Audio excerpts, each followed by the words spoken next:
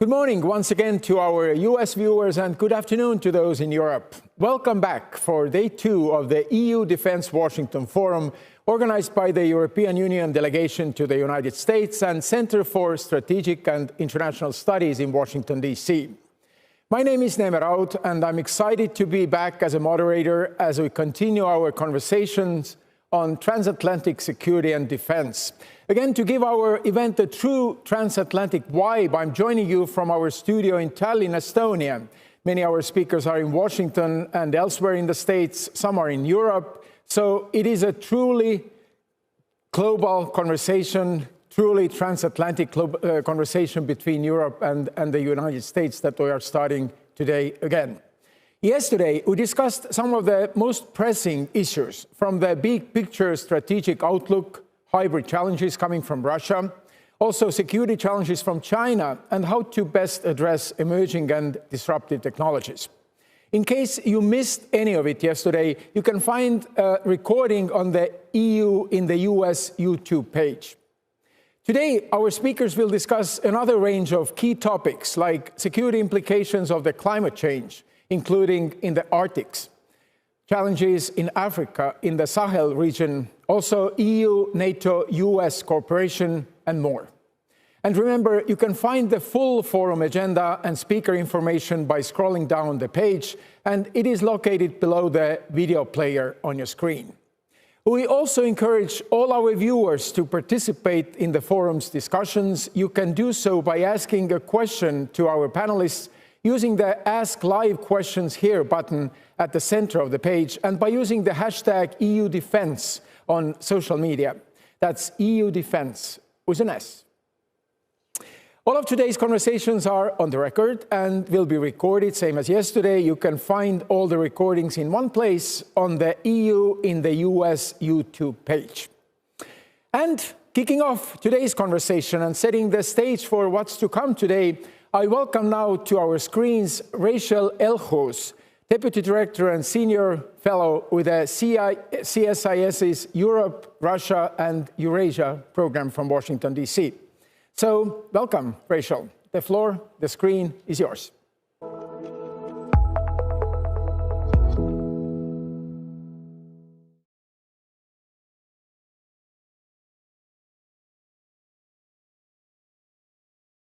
I'm really pleased to welcome you to our first panel of the day on the Arctic and specifically security implications of climate change.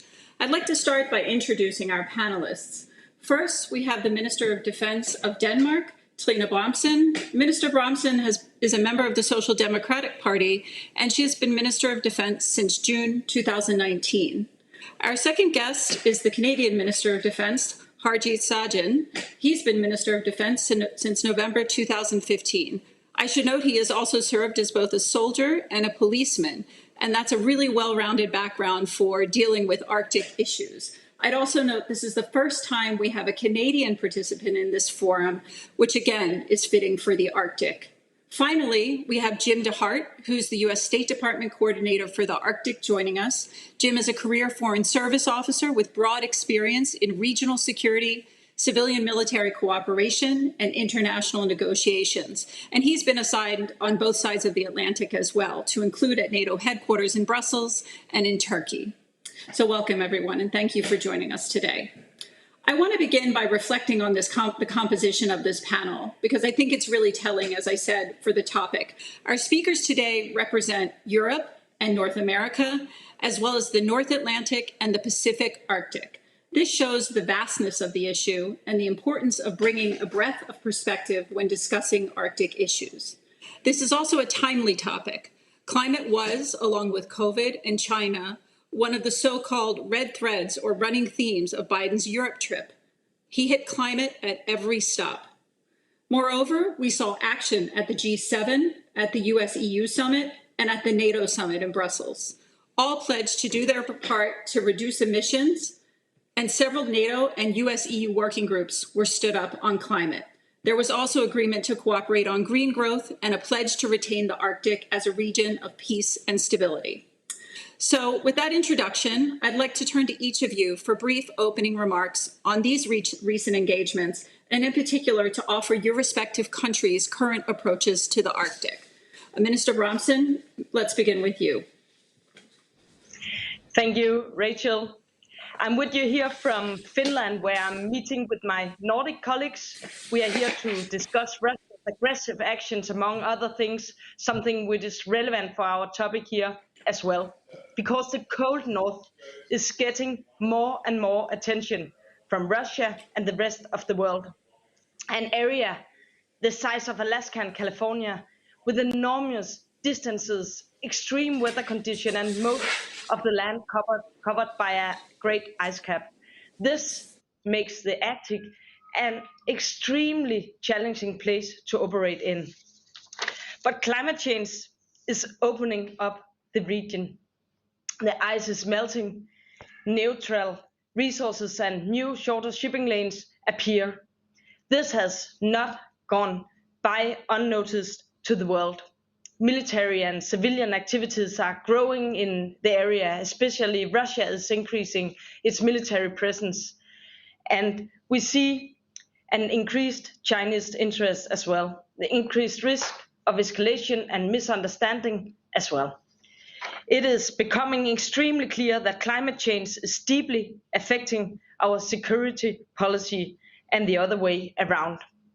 Thus, the issue of climate change is not only a question of reducing our carbon footprint, it is also a question of safety and stability for the people in the region and in the world. In the end, it's about defending our free and democratic values, the foundation of the Western world. There's no doubt that climate change is the defining threat of our time.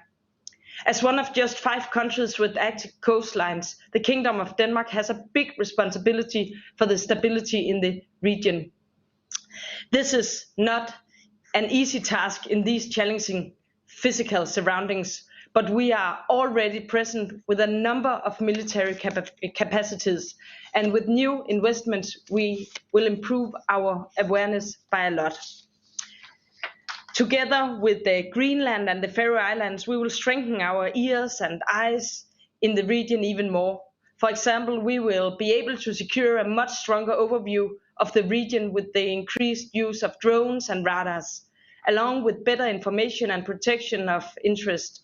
Because the truth is, with an area this big, we do not know everything that is going on. Just 2 weeks ago, Russian fighter jets violated Danish airspace. This is one of the Russian actions discussed here in Finland, but it could happen in the Arctic as well. And if we cannot see it, it is a threat to all of us. However, it's clear that we cannot secure the region alone. It is crucial that we work together with our close allies, that we share information and cooperate closely.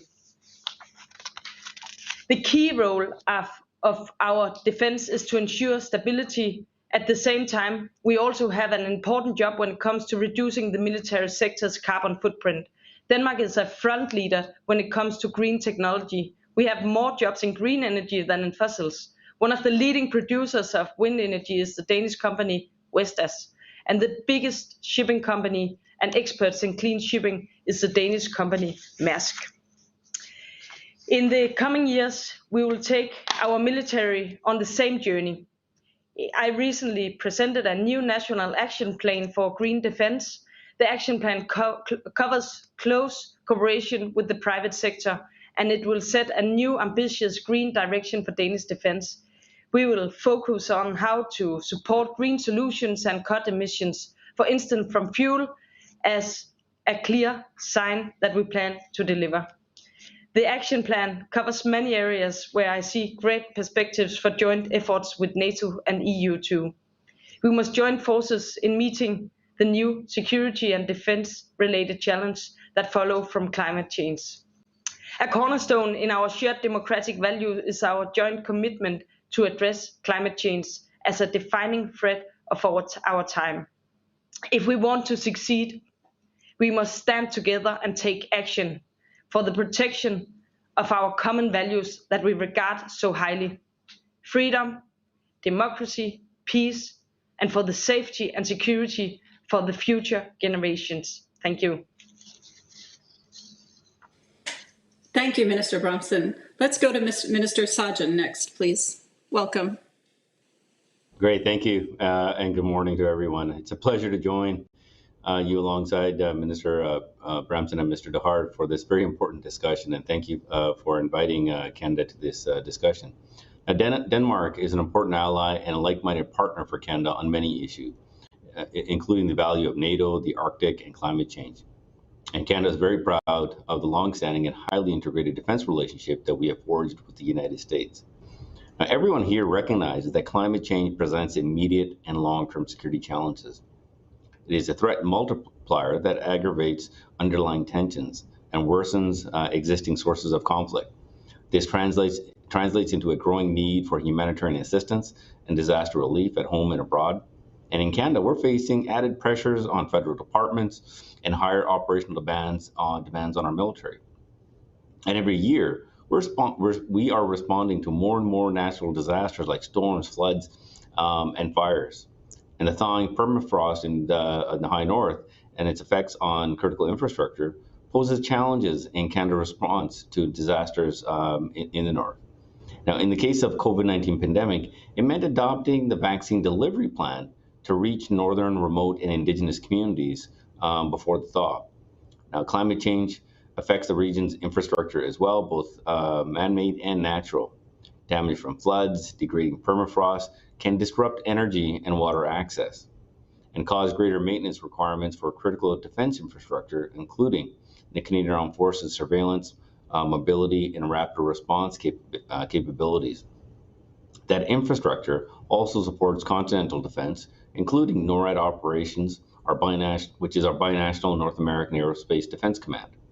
Higher levels of activity in the region introduce new threats such as damage to unique ecosystems, risks associated with increased movement of people and goods, and human-induced disasters.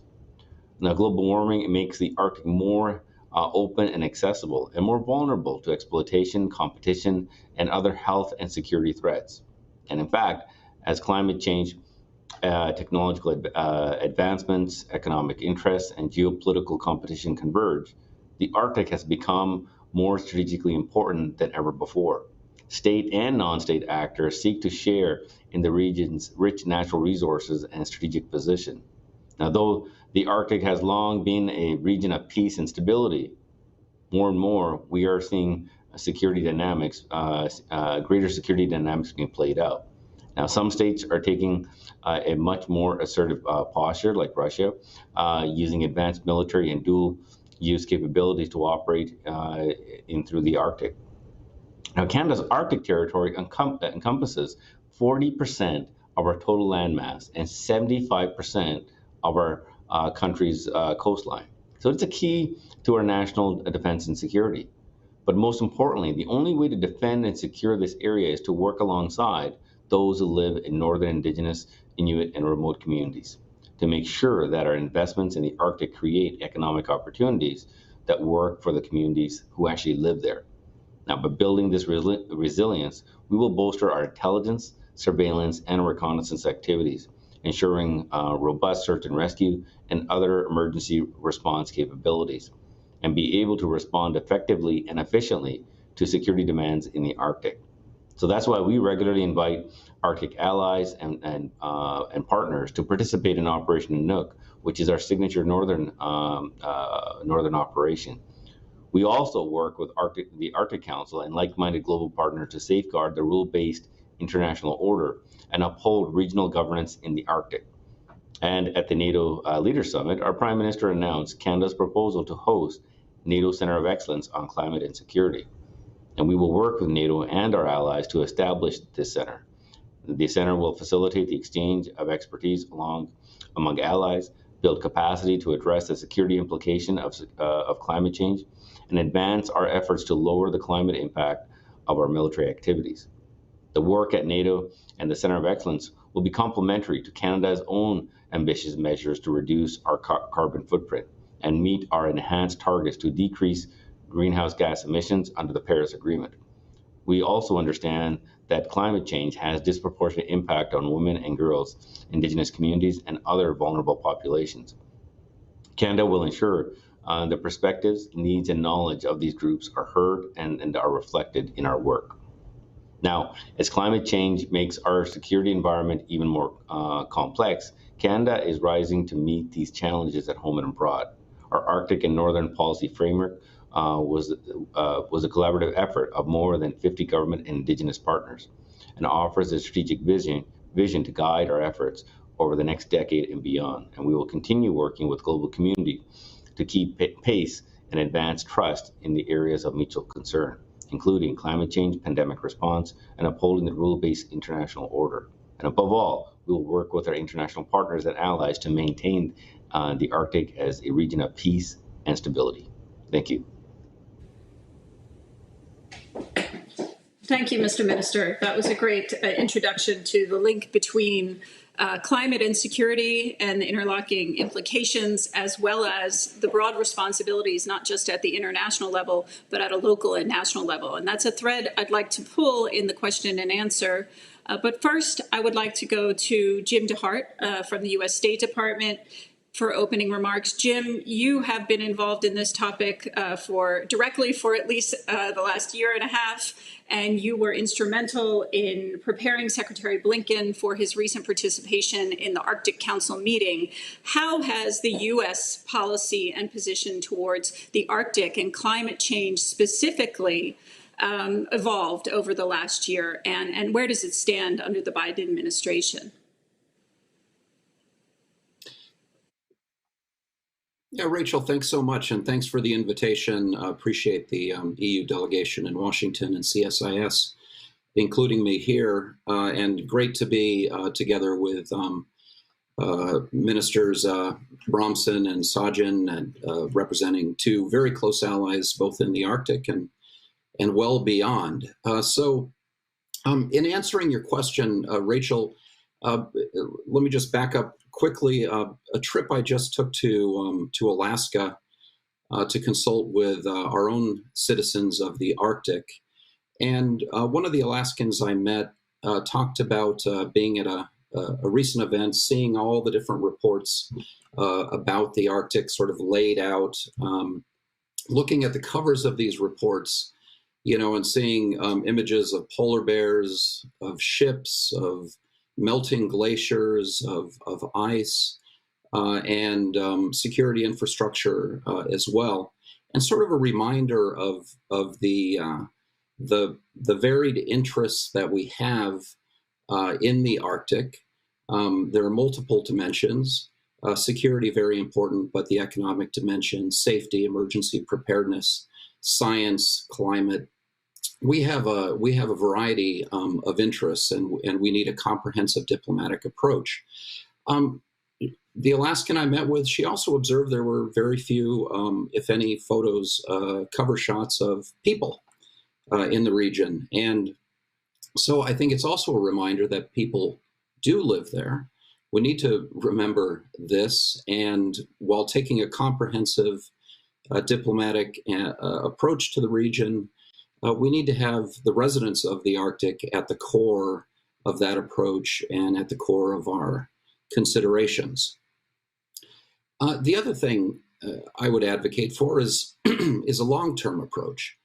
The Arctic will be changing rapidly. It's warming 3 times faster than the global average, but it won't become immediately accessible in the next few months dramatically, or even years, but it's going to play out over decades. And we need to take a long-term perspective there.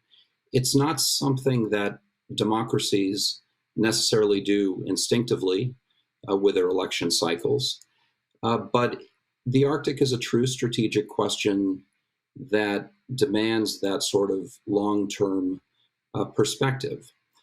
I was very pleased to see in the program for this event the reference to the Interim National Security Guidance that was issued by President Biden in March, and the great emphasis on working in partnership with our close allies, our partners across the world. Another key theme in that strategic guidance is this connection between what we do domestically and our foreign policy. and ensuring that our foreign policy delivers for our citizens, and also leveraging our strength at home to be more effective overseas. As the Deputy National Security Advisor, John Feiner, mentioned yesterday, we are in a competition globally with other systems, and democracies must show that they can deliver for their people. And this is absolutely true in the Arctic, where communities face challenges, and we need to tie what we do in the foreign policy and security realm to the interests of our citizens. So that's what we're doing.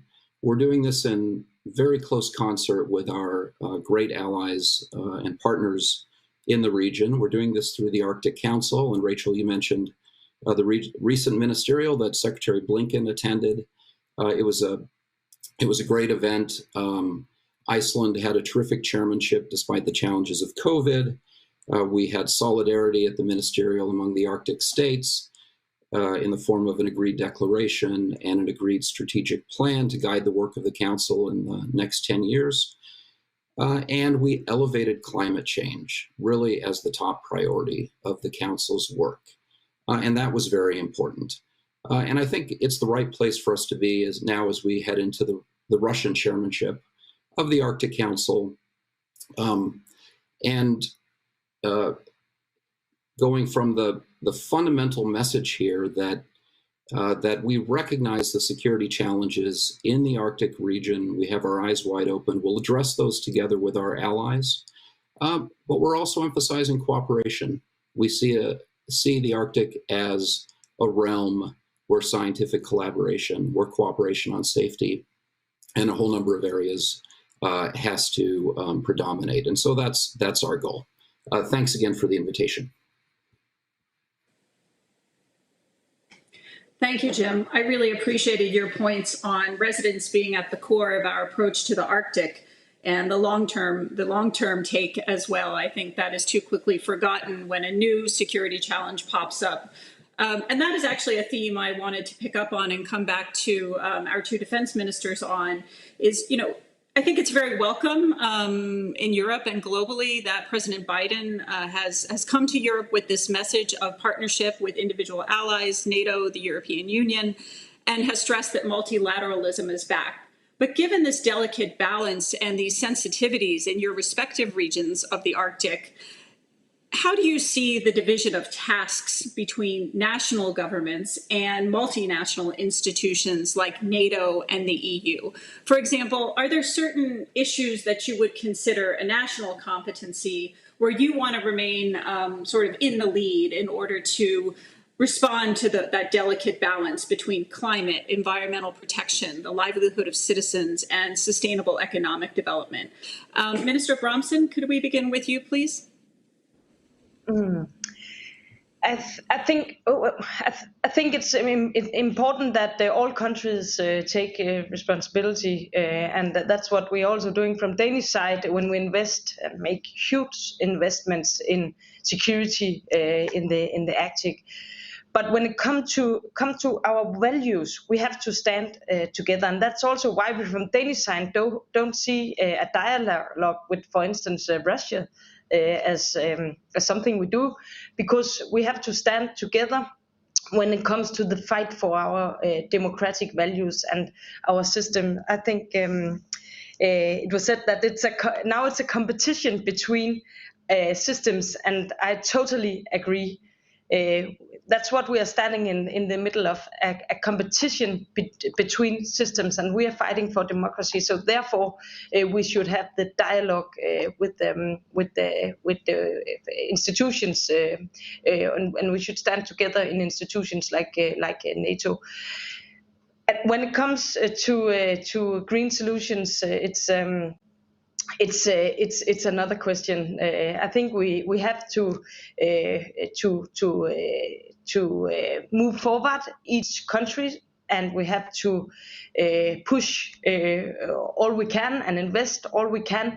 But we have to share our knowledge with other countries, but we don't have formal institutions like we have when it comes to security policies like NATO. So we have to push and to share knowledge. I think that's and this is about time. So we can afford not to share knowledge.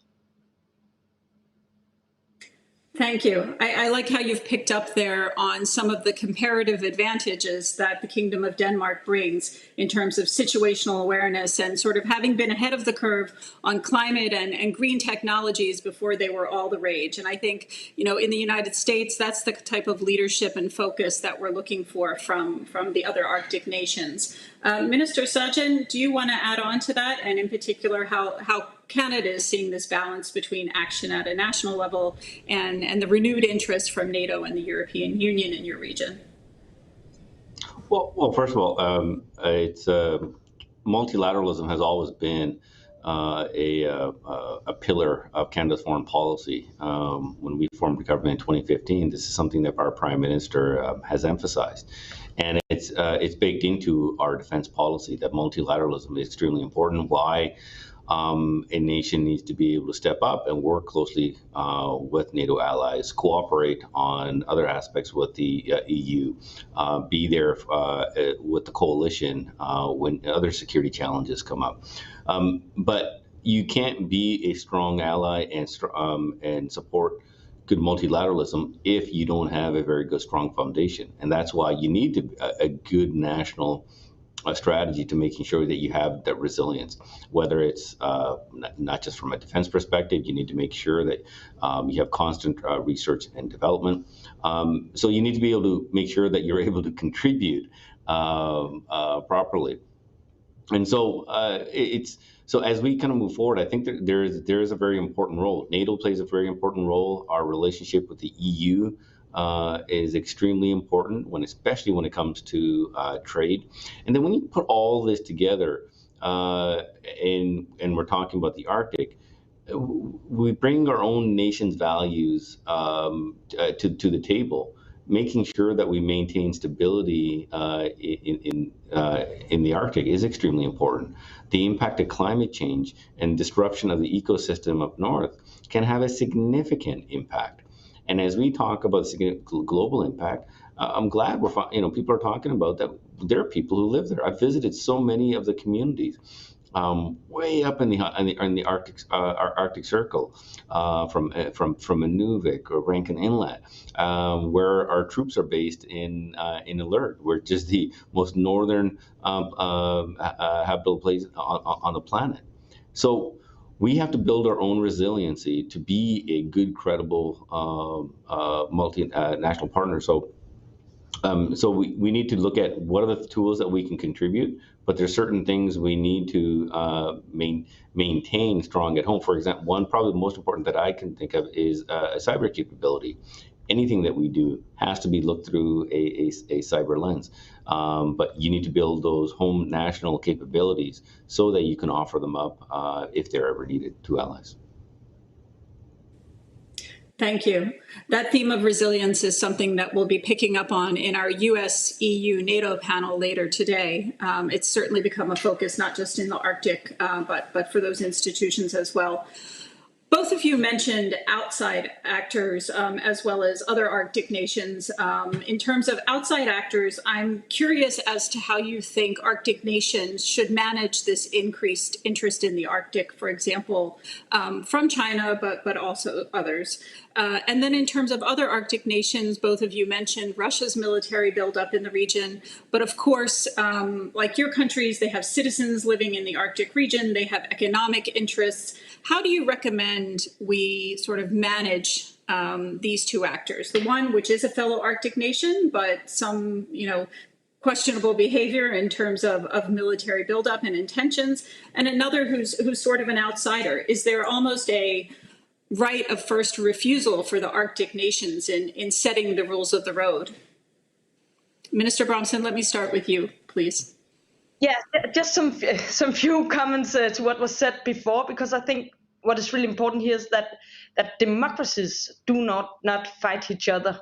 this is so important. This is such an important situation that we are standing in. So it's really important that democracies don't spend time fighting each other, but we spend time fighting these other systems that will hurt our democracy. But when it comes to the dialogue and to the awareness of Russia and China, I think it's two different threats that we have to be aware of. And when it comes to Russia, the one voice speaking is really important, and that we stand together and that we use the NATO power also in our dialogue. When it comes to China, it's a little different compared compared to Russia. It's the long perspective we need to have on, and it's a different threat. They invest and find new ways into systems. So I think awareness of what they are doing and what their plan is the most important here now. Thank you so much. Minister Sajjan, please. No, obviously, as Russia being an Arctic nation themselves, they also play a very important role, and we need to have conversations with them. And at the same time, we have to be extremely mindful of the security threats that when it comes to some of the interdictions that they've done, coming into our airspace and the U.S. as well. This is concerning, but we need to also be extremely mindful that the Arctic Council has been a very productive organization that allowed for a thoughtful conversation to making sure that we maintain the Arctic as a peaceful region, have difficult conversations regarding the economic development. But we have to be so mindful that the Arctic can't be seen as doing economic or resource kind of extraction like in other places. It'll be an absolute disaster if resource development in the Arctic is done poorly. So we have to be extremely mindful of that. Plus, we also know this can lead to greater tension. And so this has to be extremely thoughtful in its approach. Currently, with the Arctic Council conversations, we're hoping that it'll continue in that direction.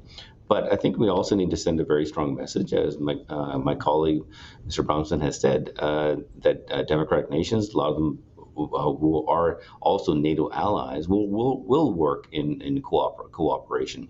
And especially when it comes to Canada-U.S. relationships, we have our binational command, NORAD, which we work quite collaboratively, and we have done for a very, very long time to send a strong message.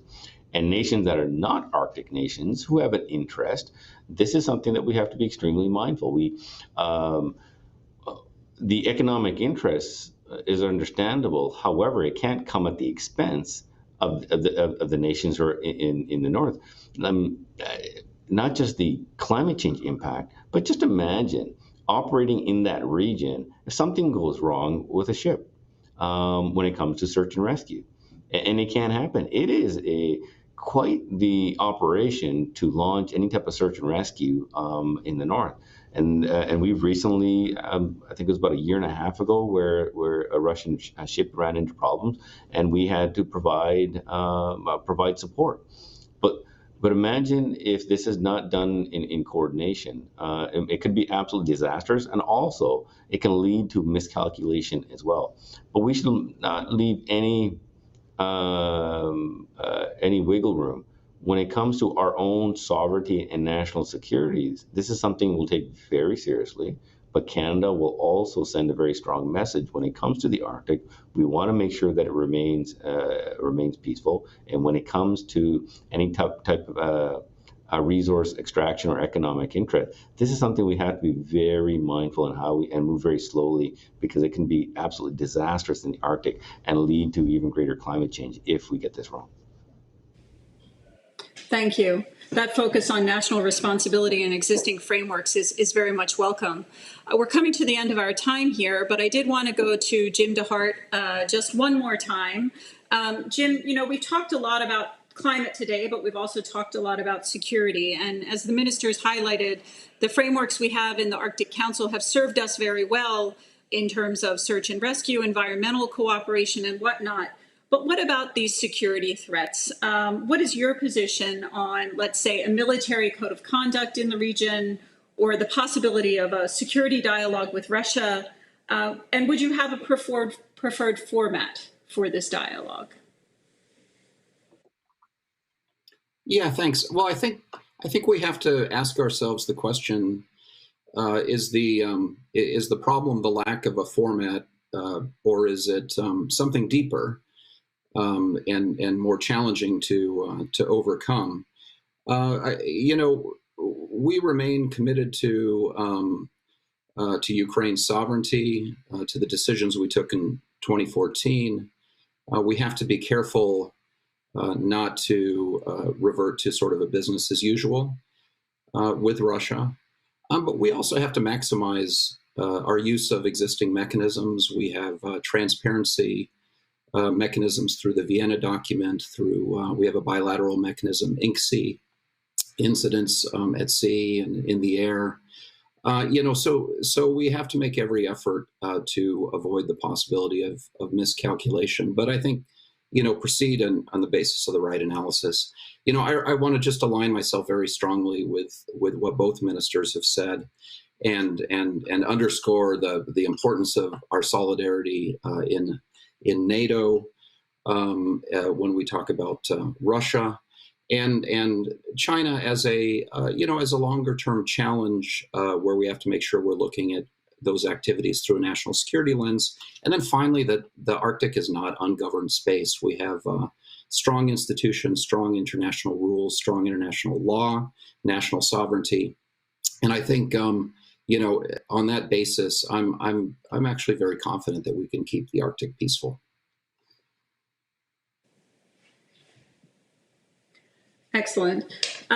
So Minister Abramson and Minister Sajjan, I'd like to just give you the final word in our last 3 minutes here. If you wanted to add on to Jim's comments about this architecture, I think he said it well, but I wanted to give you the floor in case you had anything to add. It's particularly striking to me that both your countries are members of NATO, and when I look at the language in the NATO communique, it does seem quite careful to me. They actually don't say Arctic, they say High North, which I know our Norwegian colleagues will be happy to see in the dialogue. So do you have any views on this structure for discussing security, harder security with Russia?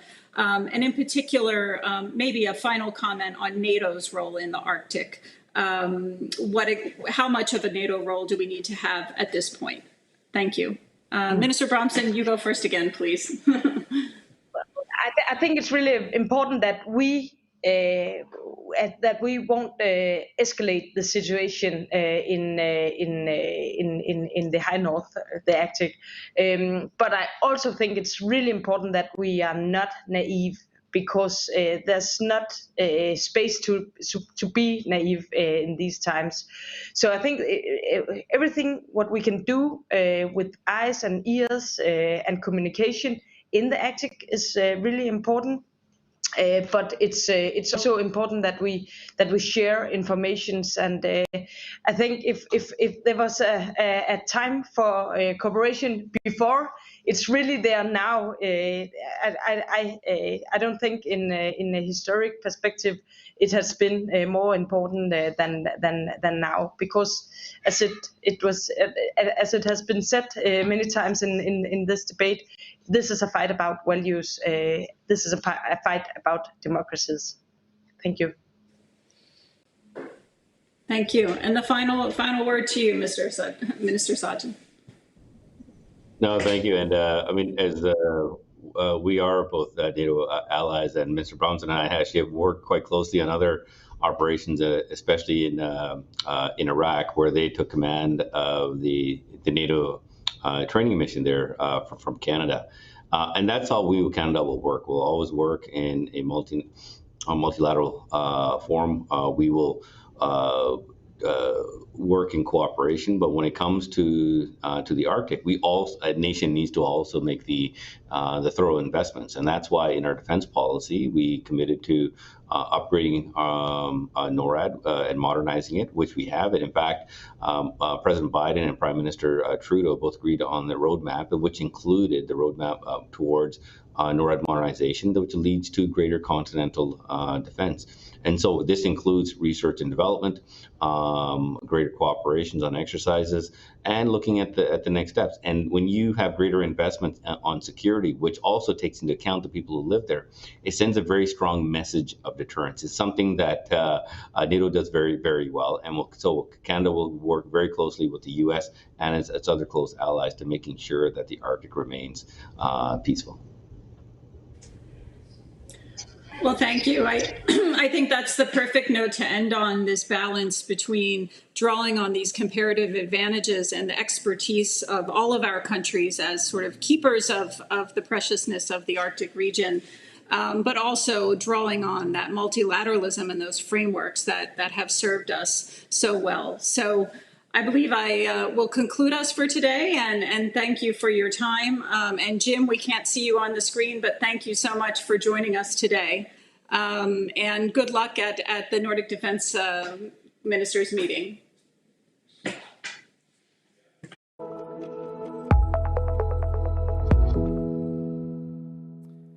Thanks, Rachel, and thank you to our panelists. Rachel will be back with us a little later to discuss EU-U.S. NATO relationship.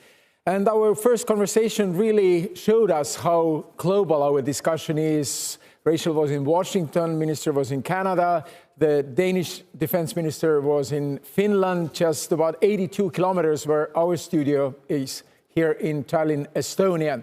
And our next discussion makes our world picture even more global. We are going to Africa, but before that, we are taking a short break, just about 2-3 minutes, to have a chance for you to stretch or to make a cup of coffee, and then we hope you'll be back here shortly. So please stay tuned.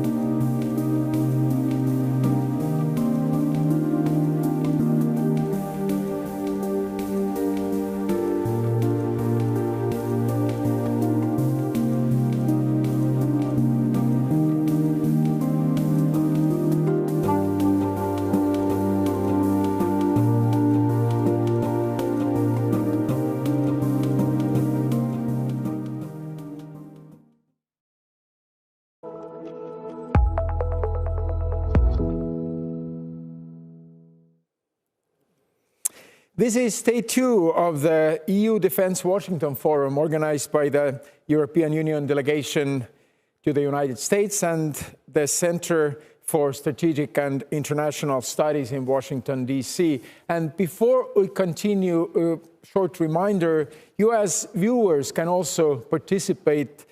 If you'd like to ask a question of our panelists, you can do so by using the Ask Live Questions Here button that is on your screen, or you can also participate in the discussion online by using the hashtag EU Defense on social media. That's EU Defense, and remember the defense is S. As we continue, we now move south from the Arctic, that was the topic of our first discussion, to Africa, to Sahel region.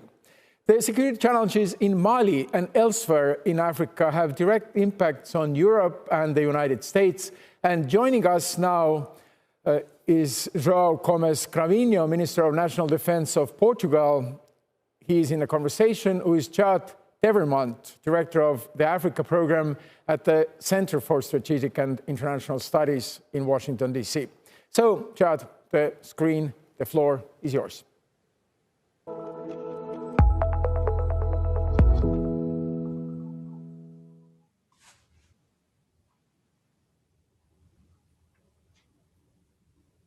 Hi, good morning, good afternoon, welcome. My name is Judd Devermont. I'm the director of the Africa program here at the Center for Strategic International Studies. And it's really an honor to be here at the EU Defense Washington Forum to participate in this high-level conversation. We're going to discuss today the security challenges in sub-Saharan Africa. Really, these have become much more complex over the last couple of years and increasingly elusive to resolve. Let me just give you a couple of points. The extremist threat in the Sahel is expanding, and we are seeing signs of unrest now in coastal West Africa. The Islamic insurgency in northern Mozambique has grown in sophistication, contributing to a humanitarian crisis and jeopardizing a significant LNG development. There has been a surge in piracy in the Gulf of Guinea, making it the world's #1 hotspot for kidnapping. And then there is civil war and conflict in the Horn of Africa, and that is undercutting very fragile transitions in Sudan, Somalia, and Ethiopia. Now, that is a very grim picture, to be sure, but there are some positive developments. There's been a gathering of African, European, and other countries who are raising their hands to respond to these challenges. That doesn't mean that there's a consensus on how to address the underlying drivers, or even a straightforward division of labor and assessment of each tool that these countries are bringing to the table. But it's an important start, something that we haven't had in the last 4 years, especially as the United States rejoins the international community and is undertaking a review of its own global security posture and its key priorities. So it's this specific moment which I hope the minister will share his thoughts on. After some brief opening remarks, we're going to discuss his assessment of these various challenges, whether we have the right strategy in place to address these hotspots, and then how do we foster more US, EU, and African cooperation. So I'm delighted to be joined by the minister for a little opening remarks before we get into a moderated Q&A. Sir?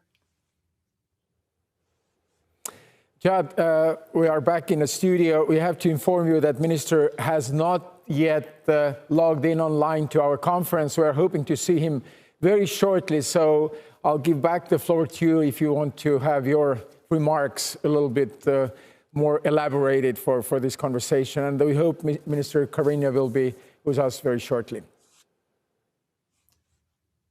Sure, thank you for that. Let me expand a little bit on the international landscape, because I think that's exactly where the minister is going to have to weigh in. In the Sahel, we have really a mix of very different actors trying to respond to these challenges in Mali, Burkina Faso, and Niger. So you have a UN mission known as MINUSMA, you have the EU training mission, you have the French operation known as Barkhane, you have a EU, European task force known as Takuba. And then on the African side, you have the G5 Sahel force, which is comprised of all 5 countries of the Sahel, and a couple of nascent initiatives, including the Accra initiative out of Ghana. So one of the things that the minister is going to have to help us think through, and the U.S. is doing this concurrently, is how do all of these different pieces work together? What is the right posture for example, the United States?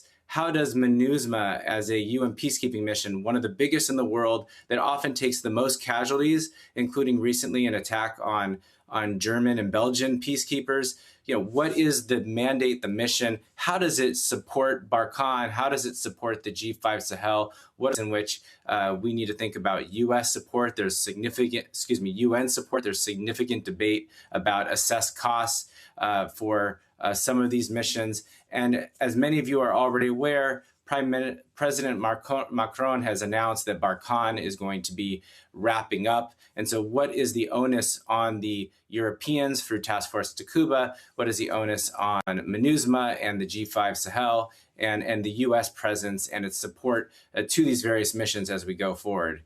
As we move south to Mozambique, I spoke briefly about this Islamic insurgency that emerged in October 2017, and then just very recently took the major town of Palma, which required Total to do a force majeure. Now they've receded from Palma, but they still control some smaller towns further up north. They were able to do a very sophisticated maritime and land attack. The U.S. has responded with a pledge to put some forces in training for the Mozambicans. The Portuguese have done the same, and now the UN has approved this mission. And just very recently, the South African Development Community, SADC, has approved a mission. So again, how do all of these forces work together? How do we make sure that it's not just a military approach, but we're addressing the underlying grievances? And then to the east, for those of you who are not tracking, yesterday was a very significant development in the 8-month-long civil war in Ethiopia, where the Tigrayan Defense Force took the regional capital of Mekelle, and the government in response declared a unilateral ceasefire. This has been a day one priority for the US administration. The EU has been very active as well. And what does this sort of moment mean? Is this an opportunity to build on peace and the tremendous amounts of insecurity, human rights abuses, mass atrocities? Is this just a wrinkle, a pause in the fighting? How do we work together to make sure that we haven't lost this opportunity? So I think those are some of the real challenges that are ahead of us. And in all of these cases, I tried to pull out the African response, whether it's in the Sahel or in Mozambique, and certainly the African Union and others in Ethiopia. And that is really critical here. This is not going to be the US and the Europe responding singly by themselves, but it's going to be a partnership in cooperation. And I think, I don't know if the minister has joined us. I can continue to elaborate. Yeah, Minister has not joined us yet, but Judd, you are following closely the developments in Africa. We have not discussed in this conference, at this forum, COVID issues, but this is one of the big fields that the Europe and the United States are working now together to provide vaccines to the African countries that are really lacking the means to produce them. Could you briefly address that issue? That is really like the immediate cooperation of the European Union and United States in Africa.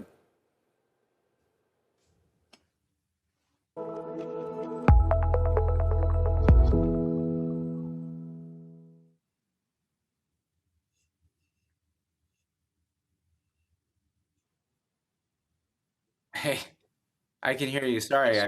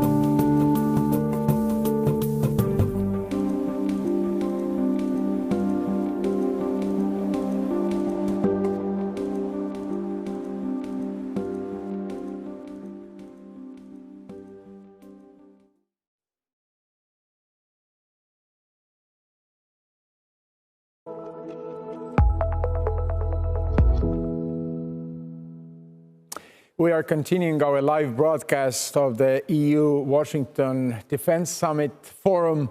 The security challenges in Africa is our topic, challenges in Mali and elsewhere in Africa that have direct impacts on Europe and the United States. And now we are glad to welcome Minister of National Defense of Portugal, João Gomes Cravinho, who have joined us. And the conversation he will have now with Judd Devermont, who is back with us. Judd is Director of the Africa Program at the Center for Strategic and International Studies. Judd, about 5-6 minutes. Now you can have the conversation that we've been waiting for. The floor is yours. Very much. Yes, you can hear me? Great. Firstly, my apologies for these technical difficulties on our side. I'd like to, through 5 very short minutes, present essentially 3 ideas. The first one, a generic one, about the moment that we're living in the transatlantic relationship. I think that President Biden has made very clear over the past 6 months his very strong commitment to this transatlantic relationship, and this has been received with enthusiasm and I think a degree of relief in Europe. Secretary Blinken has been making the same points. Both President Biden and Secretary Blinken have been engaging very much with the European Union. I think the first point that I would like to make is that this engagement should also extend to the field of defense. The nature of the transatlantic relationship has been strained over the past few years, and the fact that it is necessary to reinforce NATO's credentials as a platform of political dialogue should not mean that we don't also engage between the European Union and the United States. And that this is very relevant when one comes to Africa, which is the point that I would like to follow up with. The African continent is undergoing severe security crisis. We're finding an enormous arc of instability and state disaggregation that goes from all across the Sahel, from Mauritania in the west right to Sudan in the east, and further south, Central African Republic, and Congo, and even northern Mozambique, as we've seen lately. This important point about this is that there are internal dynamics and there are dynamics that come from outside of the continent. Terrorism, jihadism, of course, very much so. There is also geopolitical competition happening on the continent. Russia and China are extremely active on the African continent. Russia has developed a model of working with mercenaries that are paid for with mining concessions, which means that it is a very cheap way of gaining influence in various parts of the African continent.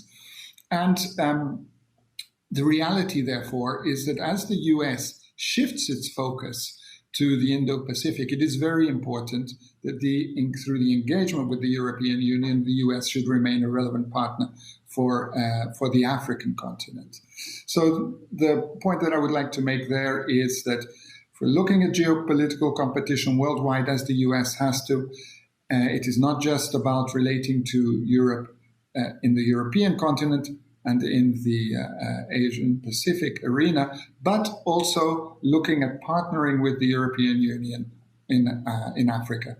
On the Sahel itself, here we have a very major challenge, and that results from the fact that many parts of the population of the Sahel countries do not see government as being a provider of public goods that they need. And it is fundamental for us to be able to support the countries of the region to shift the analysis so that the populations see the armed groups, the jihadi groups, as the main obstacle for their livelihoods. And the only way of doing this is by investing in their security, and the European Union is present in that field and needs to become increasingly present, and by investing as well with our civilian toolkit to support those countries. But the fundamental point is that there has to be improvements in terms of governance. Otherwise, with all the goodwill in the world, we will not achieve that objective. So there, the most relevant issue, I think, is that when one works with the European Union, I'm saying when the United States works with the European Union, it doesn't necessarily have to be boots on the ground. It should be, though, supporting the European Union, enabling the European Union to be a very proactive defense partner for the United States. And this requires engagement, requires dialogue. We haven't had that yet between the EU and the US, and I would like to use this opportunity to make a pitch for that engagement, because I see it as key to us helping to bring stability to the African continent. Thank you.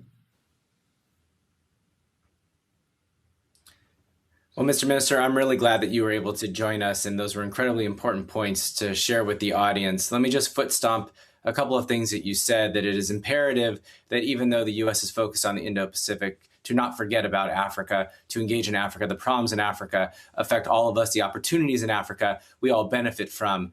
And, I think that the U.S. is not alone here. We do have European partners. We also have African partners. The big challenge is not only addressing the governance issues that you recommended, but also thinking more broadly about the architecture. We can't just keep appointing envoys and throwing military, resources at this or funding. We have to think about how we are going to cooperate together effectively with a division of labor, with a clear plan. And I think that's where the next steps are. And I just want to echo your call for a conversation about this between the U.S., the Europeans, as well as the Africans. So thank you so much for your time, sir.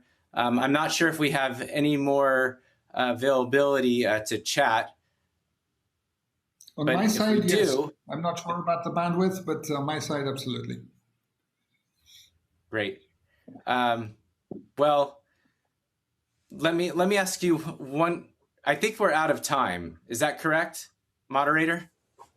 Yes, we are out of time for this conversation, unfortunately. But let me thank you again, Judd Devermont, Director of the Africa Program at the Center for Strategic and International Studies, and João Gomes Cravinho, Minister of National Defense of Portugal, for this short conversation. And we are remaining in Africa, focused on Africa. Now we will have a panel of high-ranking military officers who will provide a ground-level breakdown of US and EU military engagement on the African continent. As we heard, that the continent is really turbulent at this time.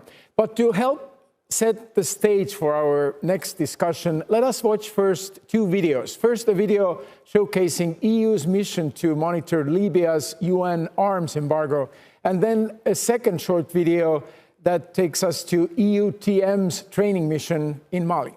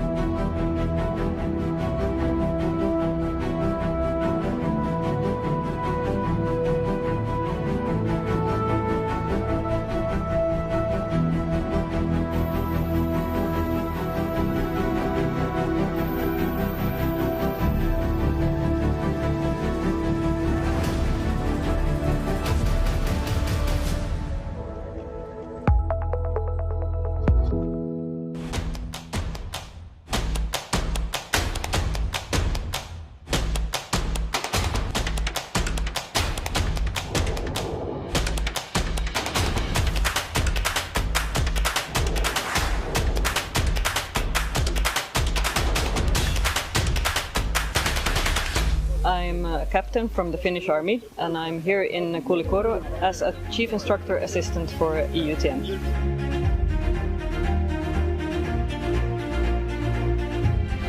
EUTM is here on a training mission, and our main effort is to train the Malian soldiers, and mainly the trained trainers in pedagogy, human security, military basic skills, and leadership.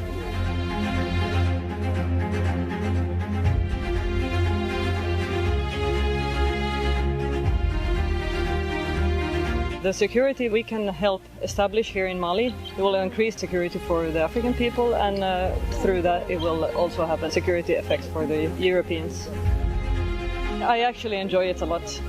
It's a once-in-a-lifetime experience. Every achievement is always a proud moment for us when we see the faces of the people that graduate from our courses.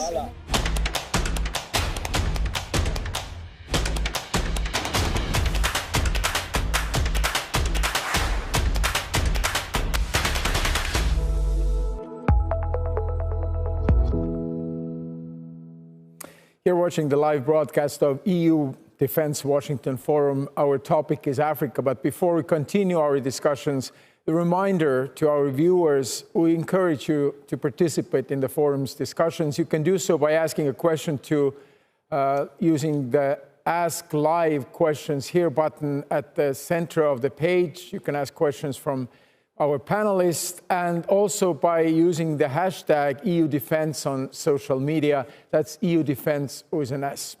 And now I'm pleased to introduce the speakers for the next panel that will bring together two high-ranking military officers from European Union and the United States. Vice Admiral Hervé Plejean, Director General of EU Military Staff, and General Stephen J. Townsend, Commander of U.S. Africa Command. Moderating this conversation is Pentagon's reporter for Politico, Lara Seligman. And Lara, the screen now is yours.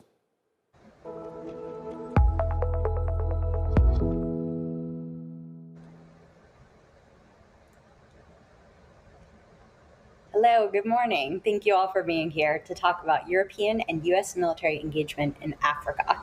Before the start of this panel, we watched a brief video detailing the EU training mission in Mali. So here now, I think, to give us a more detailed look at the operation is EU training mission Mali Mission Force Commander, Brigadier General Fernando Grazia.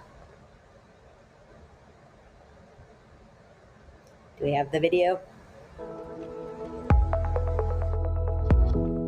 I am Brigadier General Fernando Luis Gracia Herreyz, Spanish Army, currently the UTM Mali Mission Force Commander.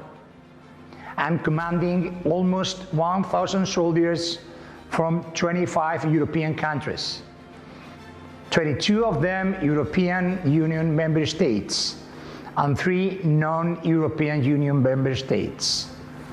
UTM Mali provides the military effort as part of the European integrated approach to support Mali.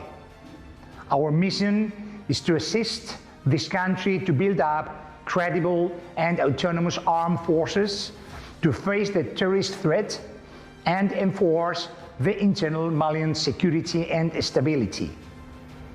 The Council of the European Union, by the UTM Mali 5th mandate, decided to extend the mission for 4 years until 2024. As key issue, the new mandate increased its level of ambition.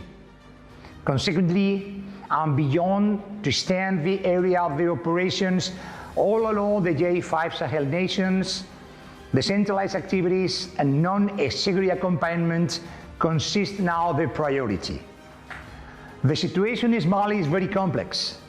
Not only terrorist activities, but also traditional inter-ethnic clashes, political tensions, and historic illegal trade flows coexist and interact in this unstable region.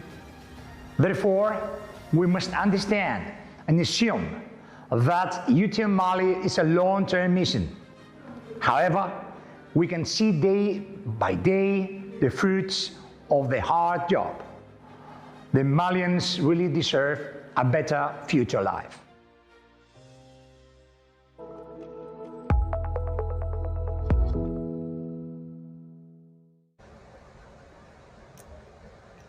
All right, great. Well, there's a lot to talk about here, so I would like to just jump right in. General Townsend, you made some headline recently when you spoke about a wildfire of terrorism that's spreading across the continent, from the Sahel to the Horn of Africa. So can you talk broadly about what you meant by this and what the U.S. military is doing to stop it? Sure. Thanks, Laura. So first, what did I mean when I spoke about wildfire? So our assessment is, AFRICOM's assessment is that the spread of terrorism has continued relatively unabated in the Sahel. So despite the best efforts of all of our best efforts, this terrorism continues to spread. So I'm concerned about it spreading from the Sahel into the littoral states. And so that's kind of what I meant when I said wildfire of terrorism. So what is the U.S. doing about it? The U.S. supports our partners, our African partners first. We do that mostly on a bilateral basis. We also support our European partners. And the EU, for example, the French in particular, we're supporting those partners because I think the U.S. views this as an African problem first, a European problem second. U.S. is there to help. I hope that answers your question. Yes, thank you. And Admiral Blajon, just following off of that, the EU and particularly the French have been involved militarily in this region for years. So can you talk about how this threat has evolved recently, the rise of the Islamic State, Al-Shabaab, and other terrorist groups, environmental changes that have impacted the region, and of course, the coronavirus pandemic? Yes, certainly. Thank you for your question, Laura, and good morning, all. So I've been monitoring, because I'm the mission commander for all the EU terms, I've been monitoring these areas for 1 year now, and I've been involved in some experience there. What I can say is that there are some trends, and even being an optimistic guy by nature, which are not going in the right direction. You mentioned environment. The climate change has a deep impact in Africa. To give you some figures, in Sahel, the desert is progressing 7 kilometers a year, and it's not slowing down. In Somalia, we had severe flooding, locust invasion, and that provoked 600,000 IDPs in the country. So that's part of the situation, and it's not helping. The other characteristic that I see in command is, of course, the insecurity and instability, either coming from terrorist armed groups who can easily recruit, not based on ideology, but based on their ability to pay the new recruits and to face especially youth unemployment. So they can recruit, they can also continue to feed their I would say basket of new recruits all the time. They are suffering some losses. And another characteristic is that all the countries we are acting in are all characterized by volatile political situation. In Mali, we had a coup last year. We had a kind of coup in the coup in May. In Central African Republic, we had difficult presidential election in December, triggering armed groups activities. In Somalia, we had uncertainty on the presidential election, even if it's getting better. So that's the environment we are working in, and EU is key among and along with the allies, especially the US and also other member states, but also African Union, to help the armed forces of this country to remain what they have to do, politically neutral and engaged for the security of their people. Right, of course, in the context that we just talked about is really crucial, I think, to understanding the dynamics here, and particularly in the rise of these terrorist groups. So right before the pandemic started, actually, I went to West Africa to cover Flintlock, which, as you know, is one of the largest special operations military exercises in the world. So I saw firsthand how Western militaries can make a difference in helping local forces fight terrorism.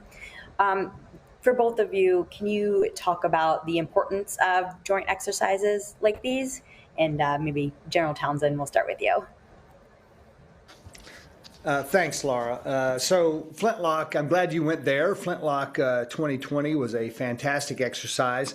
We had more than 1,600 service members participating in Flintlock from more than 30 African and Western nations. So our view of these exercises is it's one of the best ways to bring allies and partners together to work on common security objectives and to share knowledge and best practices. So sort of a coalition of the willing and the like-minded.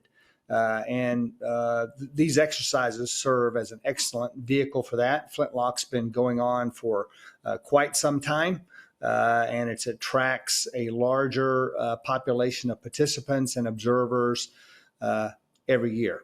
We're very fond of Flintlock, which has a special operations focus for U.S. AFRICOM. I think these things are important because they allow us to share best practices and improve our interoperability. So if we're going to operate together on the battlefield, we have to exercise so we know how each of our armies work. Pull our equipment interact well with one another, our procedures, communications, those kind of things.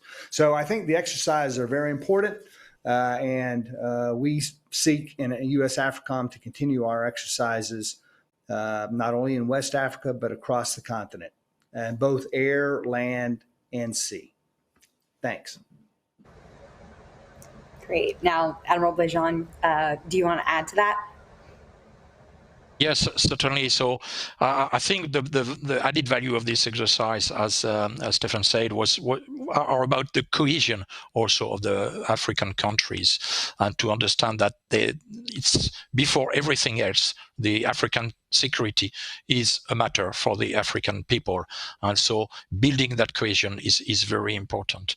And I would say, on the other hand, this exercise can be conducted only in kind of safe and secure environment. So you need to have conditions. You need to find the right place to make sure that the exercise will provide all the outcomes that are expecting.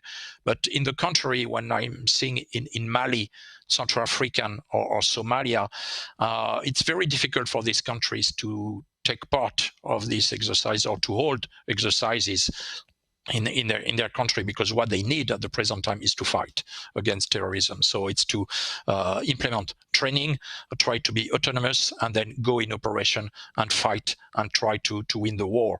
So and I think we have to understand and respect that, and not to try to divert them too much from their core mission. Yeah, that's certainly an important consideration. Admiral Bejan, you mentioned Somalia in your opening or your answer to a previous question.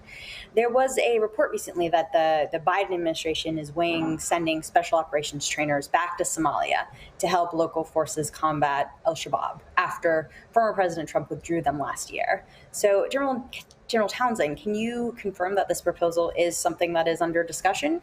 And for both of you, what is more broadly the importance of having Western forces in Somalia, given the growing terrorist threat there? Thanks, Laura. So you're right. At President Biden's direction, the U.S. Department of Defense is undertaking what's called a global posture review, the purpose of which is to ensure that our force posture around the world is aligned appropriately with our national defense strategy. That's the purpose of it. And so I've been communicating back and forth with my civilian leaders in the Department of Defense, the Secretary of Defense, and giving him options. And I think we'll keep those options right where they should be in private communications with the Secretary of Defense, so our civilian leaders have the opportunity to make their decisions. These decisions, we're still awaiting these decisions. I would say, though, that there's really no denying that our repositioning, fairly sudden repositioning out of Somalia earlier this year has introduced new layers of risk and complexity to our mission there. What we're trying to do is manage that risk and complexity as we still try to help our African partners with their security challenges with Al-Shabaab, an arm of Al-Qaeda, the world's largest, best financed, most active, kinetically active arm of Al-Qaeda. So we see threats there to African stability. We see threats in Somalia to regional stability, and we even see threats, potential threats there to the U.S. homeland. So it's very important that we continue to work through this challenge with our partners. Right now, we're commuting back and forth to work. I think that, as I mentioned before, layers of complexity and risk with that. Or we're engaging with our partners virtually. And probably, as Hervé will share with you, my belief is that the best way to engage with partners is side by side and face to face, shoulder to shoulder. So it's much more difficult to do that, and we have limited opportunities to do that when we fly in and fly out to do training and advising. So anyway, we've given our recommendations to our civilian leaders, and we're waiting for them to make their judgments on those recommendations. Meanwhile, we continue to work as much as we can with our partners to solve this problem, this challenge of Al-Shabaab in East Africa. Admiral Blejean, do you want to expand upon that? Yes, certainly, and I cannot agree more with what Stefan said about the face-to-face contact and the shoulder-to-shoulder action. Why are we needed in Somalia? First, because we are welcome there and invited by the Somalian government. Secondly, the war is far to be over, and they need some help to make that journey to the autonomy of the security and armed forces, and that's where we can really help them to grow. Of course, there is also the AMISOM, the African operation, with still 18,000 people there. But I would say at this stage, Al-Shabaab still enjoys a lot of freedom of action on the territory. When I was there 1 month ago, there has been 2 suicide bombing not very far away from where I was staying. So you can really feel the atmospheric of the insecurity there. And the problem with the design of at the present time of the AMISOM mandate and the help to Somalian is that each time they have a tactical success, they will position and hold the fort there. And so more they are progressing, less mobility they are having. And so we have to help the Somalian armed forces to get that mobility to fight against Al-Shabaab, which is very mobile. So that's what we are doing. When I've been there, I've discussed a lot with the U.S. Embassy. The U.S. here have done a fantastic job, especially with the DANAB, the Special Forces, which is very complementary to what we are doing to the regular armed forces. And the Somalian people, they are emotional people, and I think they are much more comfortable with presence and physical contact and help and support than with the virtual one. So of course it's above my pay grade to give any advice, but I would like to comment, looking in the previous years, how good was the cooperation between EU and US on that field, and very complementary. So if we can continue, that will be excellent news for me. So I want to just squeeze in one last of my own questions before we get to audience Q&A. When I was in Mauritania and Senegal last year, one of the top concerns I heard was China and Russia increasingly exerting influence in Africa. China on the economic front, investing in infrastructure, and Russia on the military front sending arms and trainers. Can you both talk about how you see the rising threat from China and Russia across the continent and how to counter it? I'm particularly interested in the involvement of Russian mercenaries in places like the Central African Republic and Libya. General Townsend, do you want to start? Sure. Thanks, Laura. So both China and Russia are competing. They're competing fiercely in Africa.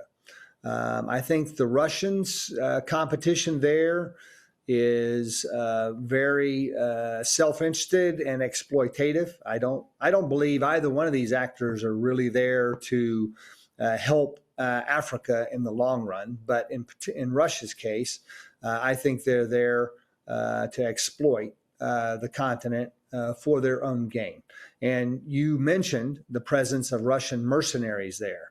Groups like Wagner and other groups like that are, there's a reporting in the media today about a UN report that's going to accuse Wagner of atrocities in the Central African Republic, as an example.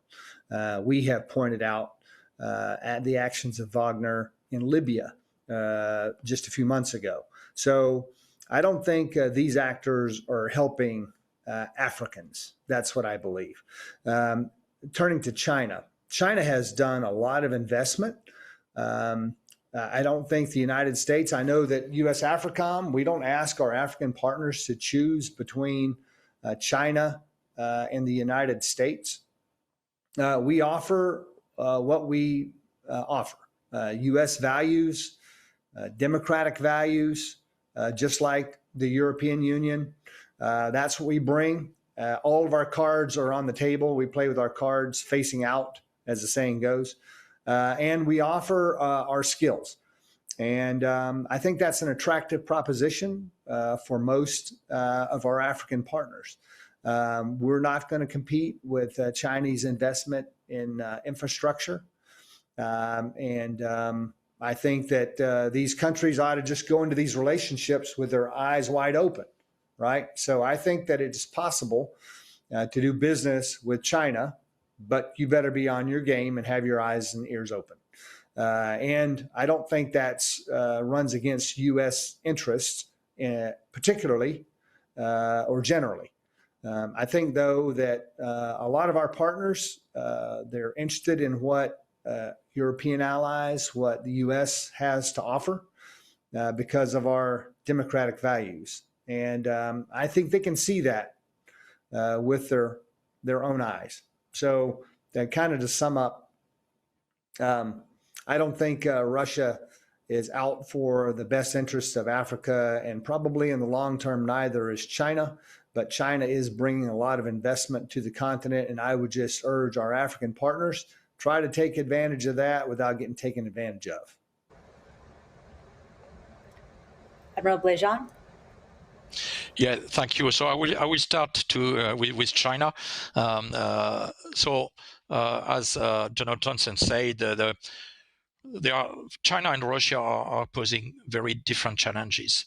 China is tailoring its support to each country, adapting the answer to each country, answering immediately their expressed needs, but by doing that also trapping them in their net and establishing bonds for life that they will be unable to pay back.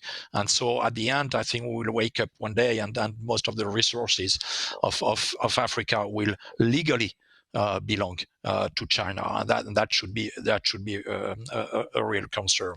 On Russia, so I was in Central African Republic last week, and I saw Wagner. I saw them on the field. They are everywhere, and it's a very different model than China. They bring nothing to the country except immediate security answer, maybe with the price of committing a lot of exactions and violations of human rights and atrocities, as Stefan said.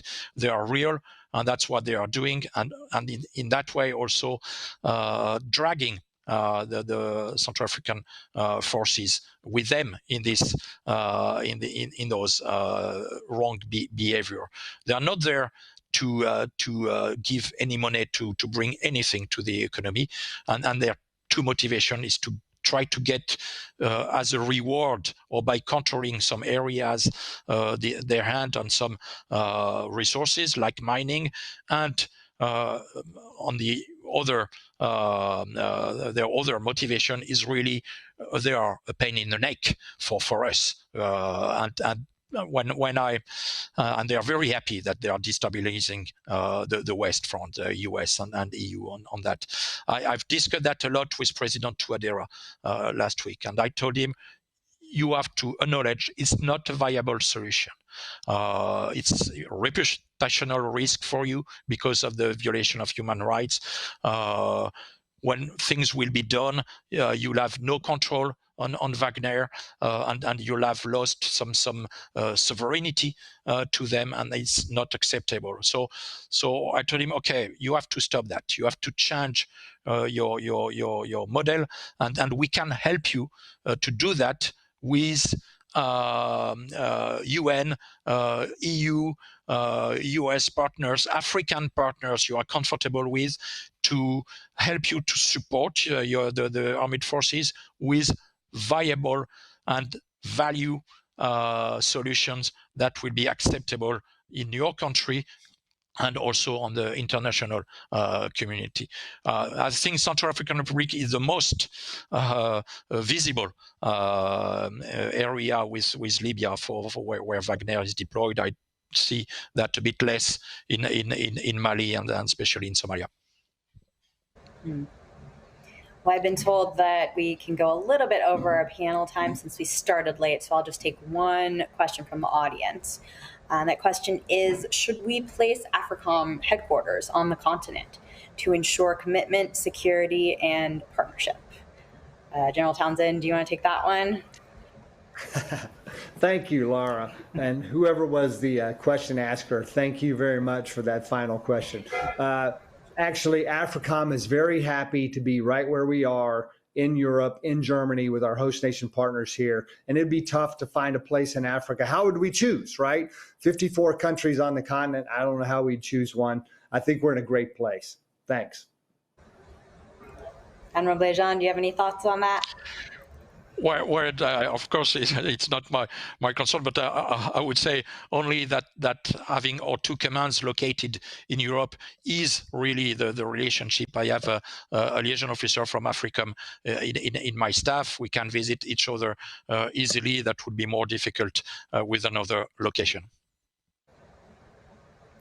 Great. Well, I think we're just about out of time. So thank you so much to our panelists for taking the time and having a great discussion. And thank you also to CSIS and the EU delegation for hosting this event.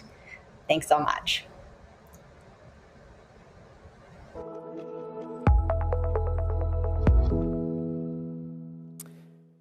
Thank you for this discussion. And now we'll take a short coffee break.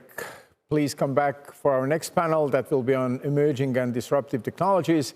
And we'll see you back here at 25 minutes past the hour.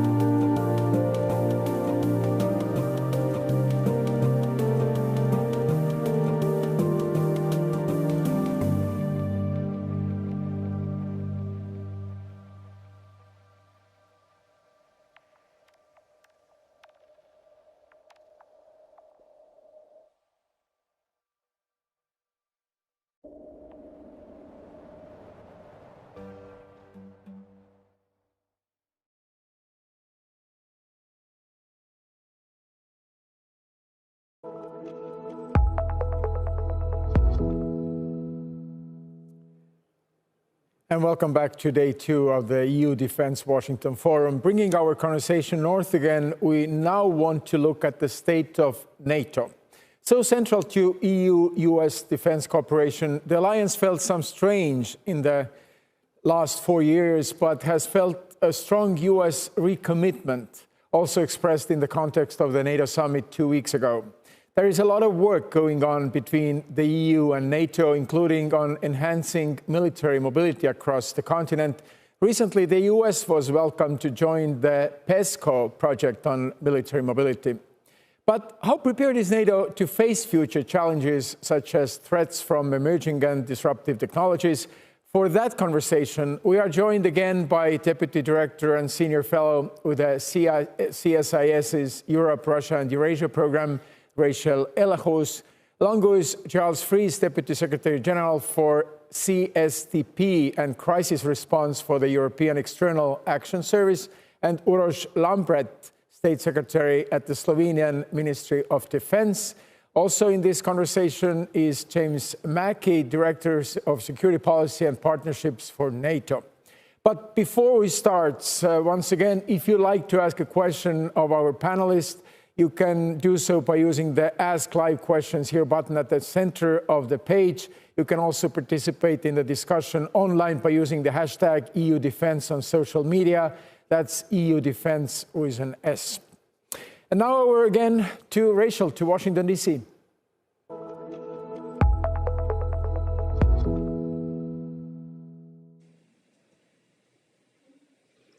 Thank you, Nema, and welcome to our panelists. I'm really delighted to be hosting this panel. I know many of us have been following the evolution of both NATO and the European Union's defense identity for many years, as well as the cooperation between the two organizations, which now includes a list of some 74 areas of cooperation and growing, which with each year. So I think what we heard in the previous panels is that we're now looking at this broader definition of security. And President Biden talks about the US and the European Union, as well as NATO, as natural partners. And during his trip to Europe last month, he really underscored the value of allies and partners, of the US commitment to NATO, and of the European Union. So I think that's what I'd like to dig into today with our panelists and speakers, is now that we have this renewed commitment to these organizations and their respective strengths are really even more well-defined as we take this broader definition of security, which includes not just hard security and defense, but emerging and disruptive technologies, as Nema has said, resilience, climate, a lot of things on the agenda here for us to work on. I think one of the other messages that President Biden put forward was the importance of standing together to sort of update the rules of the world. So I'd like to begin with your thoughts on sort of the state of the NATO-EU and US-EU relations at this point in time.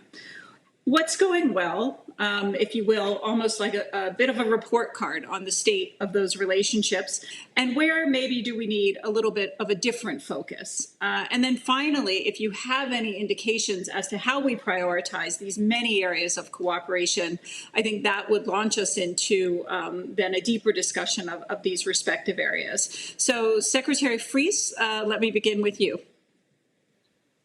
Thank you, Rachel. I'm very pleased to be with you this morning and to take part in this new EU-Washington Defense Forum. I would like to make 3 short remarks following your presentation.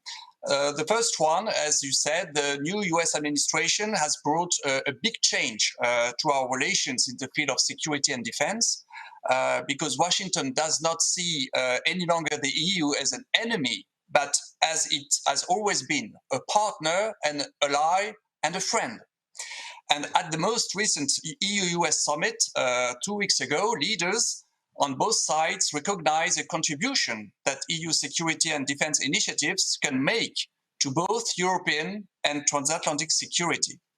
We know on this side of the Atlantic that the US will value the transatlantic relationship if it brings value to them. So the more EU member states invest and cooperate on defense, I think the stronger and more reliable the European member states become for the US partner. And as you said, the recent invitation to the US to participate in the PESCO project on military mobility is very good news. It constitutes an important step forward in strengthening EU-US defense cooperation. And I think that more than ever, it is time for security and defense to become an integral part of the EU-US relationship. And following this summit, I think now we will work on two concrete issues. First, our leaders agreed to launch a dedicated dialogue on security and defense and pursue closer cooperation in this field. So we are looking forward to discussing with the US ways to counter common challenges, such as China's growing geopolitical ambitions, hybrid and cyber threats, including disinformation, terrorism, protection of critical infrastructure, or climate change. And the other point is that the leaders agreed to work towards an administrative arrangement of the US with the European Defence Agency. On our side, we are committed to starting discussions on this matter as soon as possible, particularly on the modalities and conditions for mutually beneficial cooperation in this framework. My second remark is on NATO-EU partnership. I think this partnership has reached unprecedented levels. And in their summit communique 2 weeks ago, the leaders, NATO leaders, mentioned that the EU remains a unique and essential partner for NATO. Politically, our dialogue has intensified over recent years at all levels. NATO Secretary General Stoltenberg participated for the first time in a meeting of the College of EU Commissioners last December. And then he addressed the EU leaders at the European Council last February. He's a regular guest at the meetings of the EU defense ministers. And on our side, the EU High Representative Borrell is regularly invited to meetings of NATO foreign and defense ministers. In terms of capability development, we see also a positive momentum. EU defense initiatives are designed to ensure coherence with NATO and to contribute to a more balanced transatlantic burden sharing. And indeed, 38 out of 46 PESCO projects respond to NATO priorities. On our side, we are ready to do more. On Thursday, for instance, I will brief ambassadors from the EU Political and Security Committee and North Atlantic Council on China. More generally, we are open to work on a new joint declaration between NATO and the EU. As you know, we have already 2 joint statements, and on the ES side, and I think it's shared by many member states, we are ready to launch such exercise. And we count on the new US administration's active support to further strengthen our strategic partnership with NATO.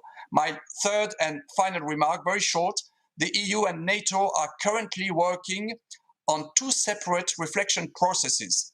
The EU is working on the strategic compass, which will be adopted in March 2022, while NATO is working on a strategic concept, which will be adopted in the NATO summit in Madrid in July 2022.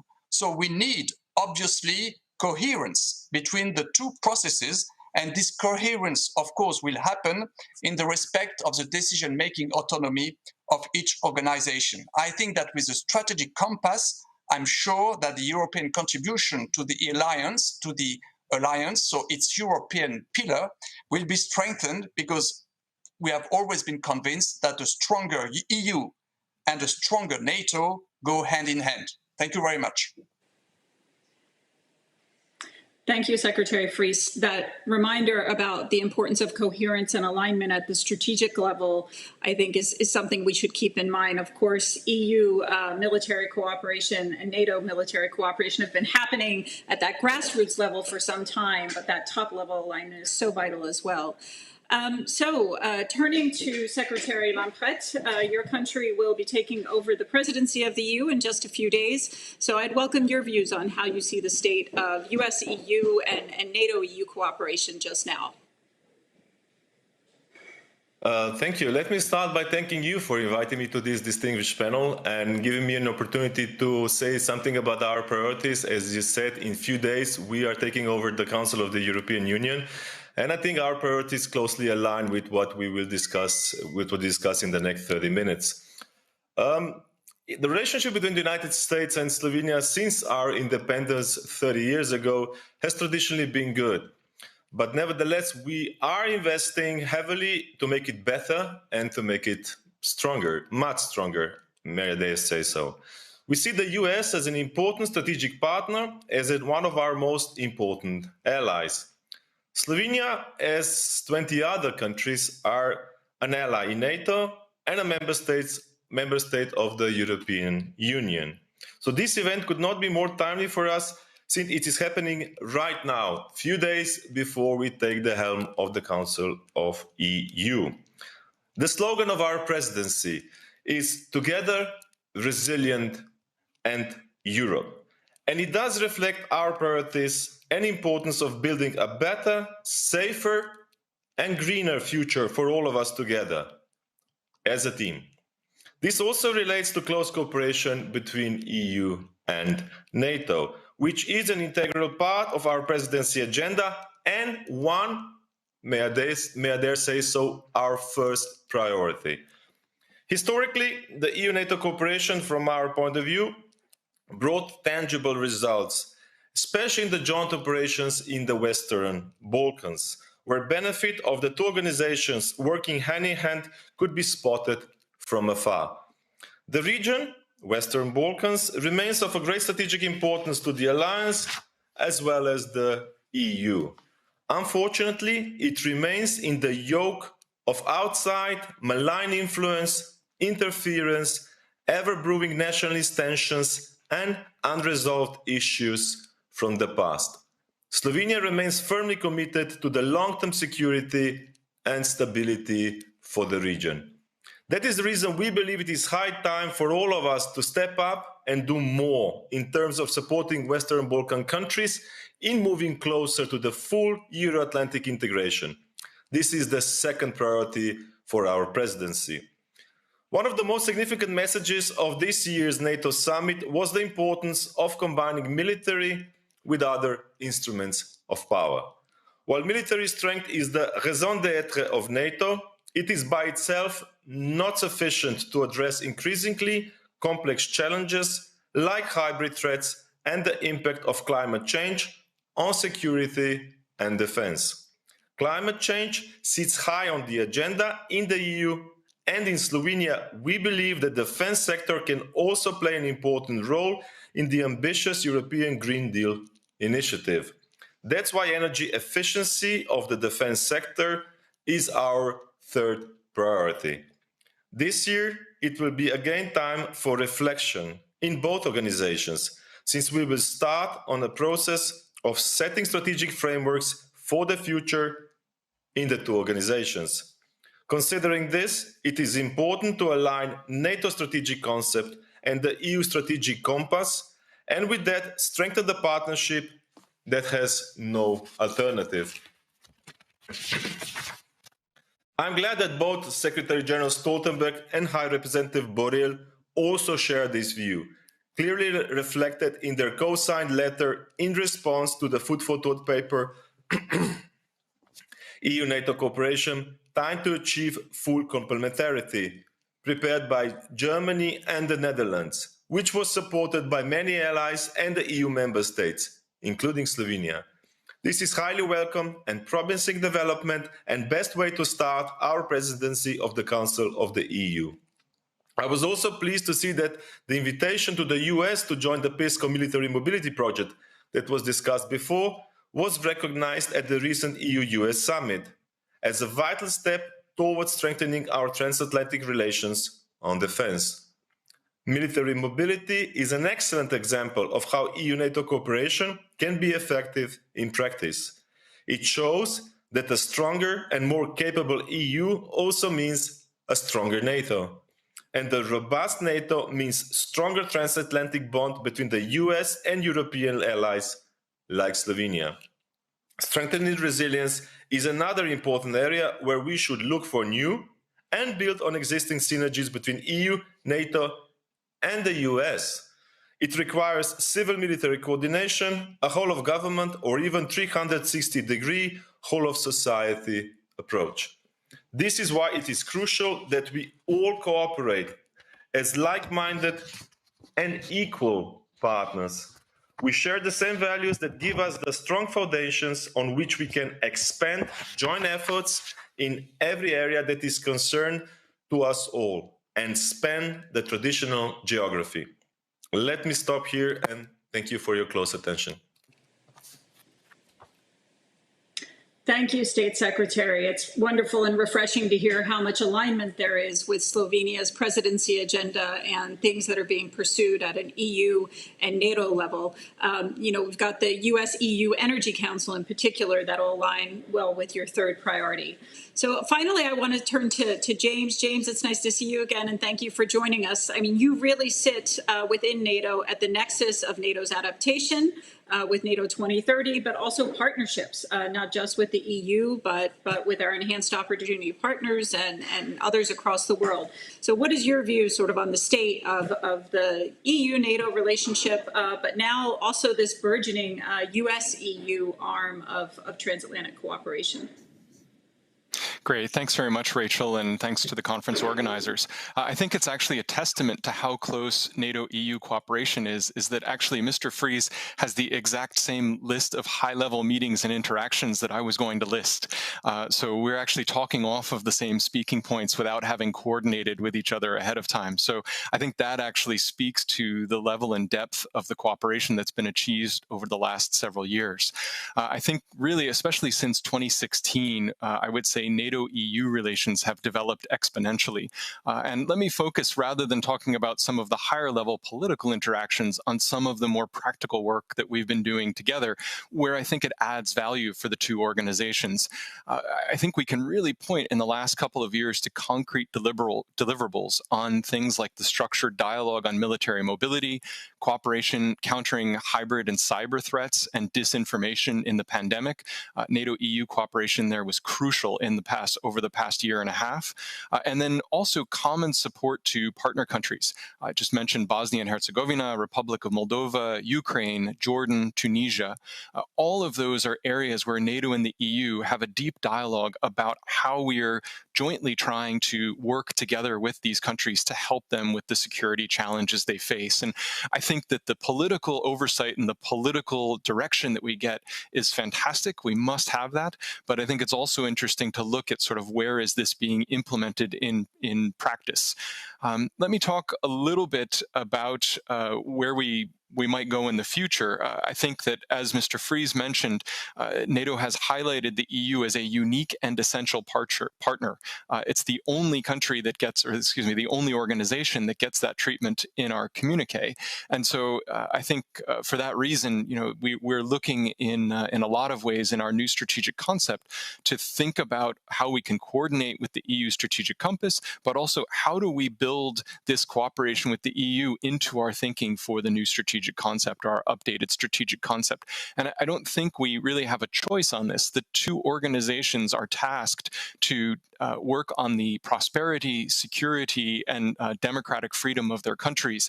And so we share missions, and so it's important for us to make sure that we're working together in that regard. What do we need to get right in these two documents, and what are the areas in an era of new geostrategic competition, strategic competition? I think there are 4 areas that NATO and the EU need to get right in terms of our cooperation if we are to succeed.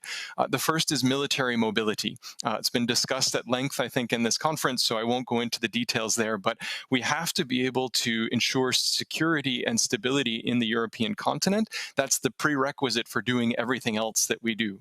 The second area that we really need to get right is societal resilience. NATO allies agreed a set of baseline requirements and also agreed that resilience is now going to be part of NATO's assessment and planning process. But NATO looks at only a very small section of that resilience. Obviously, the European Union and the member states have responsibility for many different areas, but we've got to clarify what is it that NATO is looking at and responsible for, what is the EU looking at and responsible for. But again, that gets to stability, security, and prosperity in our societies. We've got to get that right looking forward. The third area where I think we need to get the relationship right is emerging and disruptive technologies and space. And again, that's been touched on in the conference earlier, but we're looking at a period where NATO and the EU are both going to be called upon by their respective member states to look at the development of new capabilities, the development of new international norms, the development of new standards, and potentially even confidence and security building and arms control measures. And NATO has certain expertise and a certain view on this in certain area where NATO will be active. And the EU also clearly has a very important role to play here and will play a leading role in many areas. So we've got to get the relationship right in looking at those areas. And then finally, the fourth area that I would highlight where we've already made some progress, but I think we need to continue to work on this, and that is capacity building in countries of common concern. So I mentioned Bosnia-Herzegovina, Republic of Moldova, Ukraine, Jordan, Tunisia. We're already doing work there.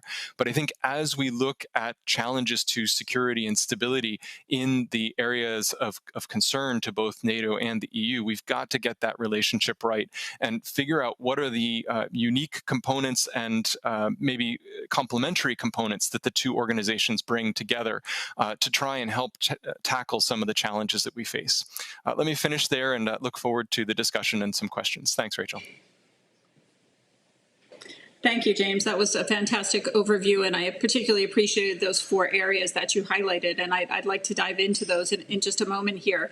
I do want to ask sort of a macro level question, though. As I was going through the various communiques from the summits, it didn't escape me the number of working groups and councils that were set up. So, Charles, you mentioned the dedicated dialogue on security and defense, but we also have dialogues on Russia and cyber and migration, and a number of the areas that you know others have highlighted on hybrid and disinformation. Those are conversations that already happen to some extent in a NATO context. So as we set up these new architectures, how do we make sure that we're not I don't want to make this a zero-sum game or set up the usual caveats, but how do we make sure that we're not detracting from the good things you laid out that are already going on in terms of NATO-EU cooperation, even as we move down this path of U.S.-EU cooperation? Secretary Fries, may I begin with you, please? Yes, thank you, Rachel. I fully agree with the question that you've just asked about the risk of duplication, but I think it's not at all the case. I think we have this very strong partnership with NATO, and James Mackey has presented a list of 4 possible areas of more cooperation between our two organizations. I can approve the whole list, and because we have the same talking points to a certain extent. But I think this very strong cooperation between the EU and NATO, it's not in contradiction with the fact that the EU wants to develop its own dialogue with some key players, and of course the US, for us as a country, is the most important strategic partner. And so knowing the fact that the EU has developed over the recent years its own defense initiatives, it makes sense, to have a direct dialogue on security and defense issues with Washington. That means that and I think the U.S. administration now has understood that when the U.S. want to address security issues related to Europe, of course the U.S. have to do that with NATO, but also they can talk directly to us. Because when we talk about PESCO, when we talk about European Defence Fund, when we talk about military mobility project, when we talk about strategic compass, when we talk about what we want to do in terms of hybrid and cyber policies, I think this direct dialogue between Brussels and Washington can can bring added value. The US have understood that it is in their interest to have a stronger and more reliable Europe, because the US, we know this by heart, are very much now focused on Asia. So the more Europe is responsible, a credible security provider, the more it is in the interest of the United States. So to establish this dialogue, we don't know at this stage the modalities of this dialogue, because we have not discussed this in detail with the US administration. We will do that in the coming months. But I think we have already such dialogue with Canada, with Norway. And so it makes sense to have a dedicated dialogue on security and defense with the US administration. But here again, it's not in contradiction with the partnership we have between the two organizations. Sometimes we can go further with a specific country like the US, and sometimes we will do different things with NATO. But we have one single policy, and of course we would like to move forward with the United States.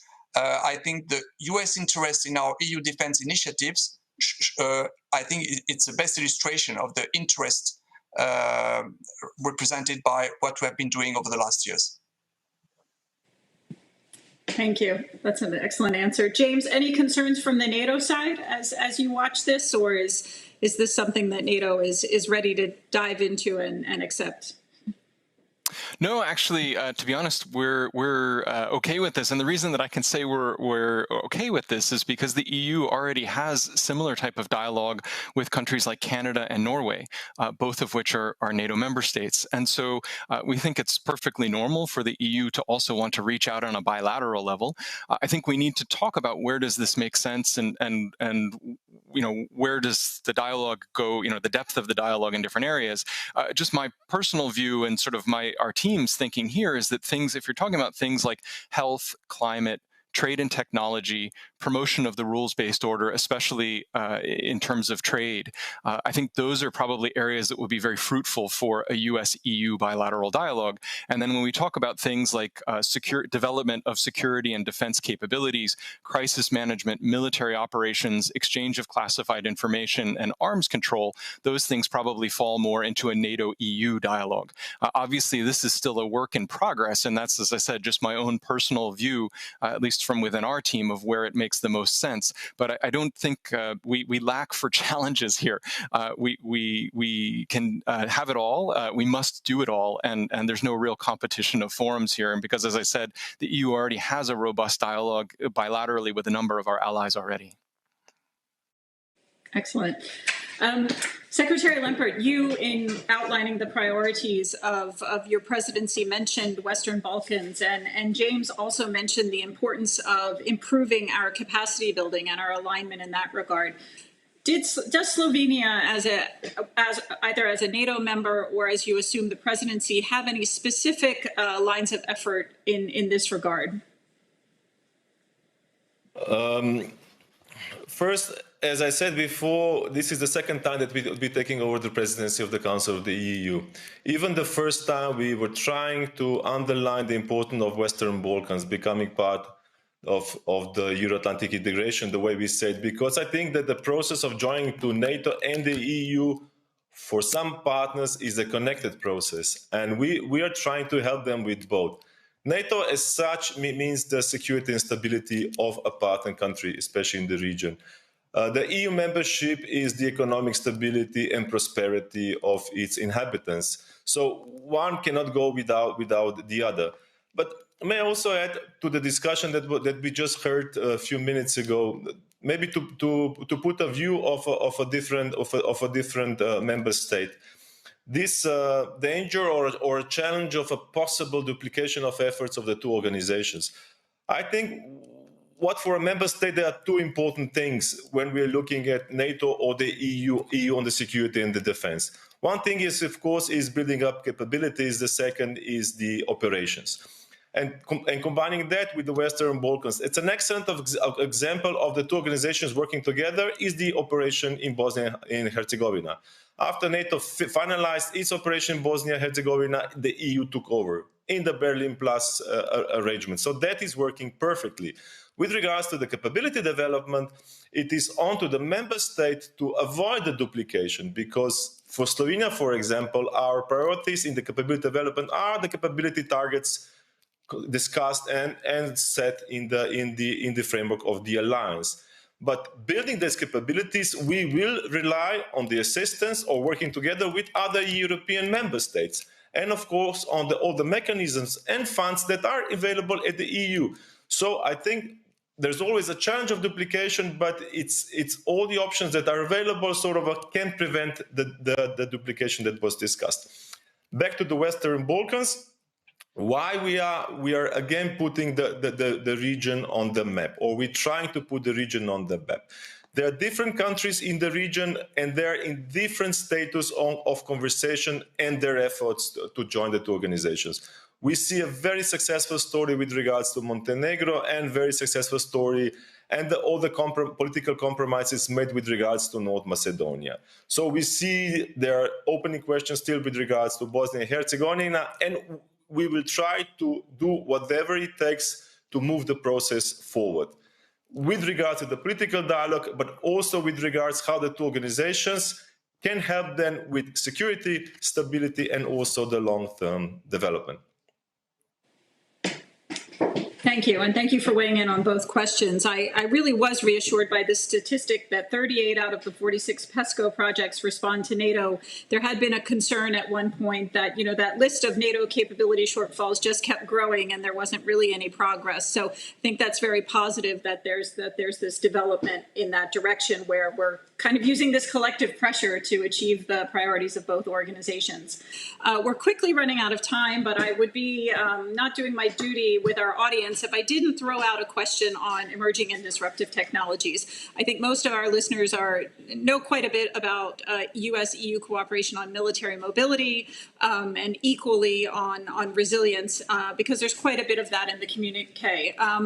The newer area to me and the broader area is emerging and disruptive technologies. And we've seen this talked about alternatively as an opportunity and a threat. And NATO is talking about cooperation with the EU and individual allies, both on, you know, retaining the competitive edge through cooperation on innovation, but also trying to protect these critical technologies.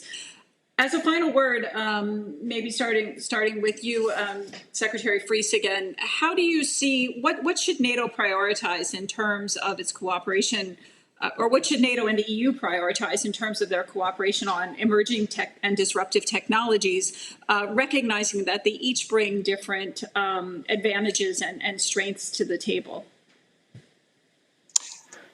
Thank you for this question, because it's typically one of the main subjects that we will have to discuss with NATO in the coming weeks and coming months. Particularly if we want to elaborate a new joint statement between the two organizations. I think EDTs, emerging and disruptive technologies, are obviously a subject where our two organizations should work more together. As you know, the EU is a very powerful norms setter.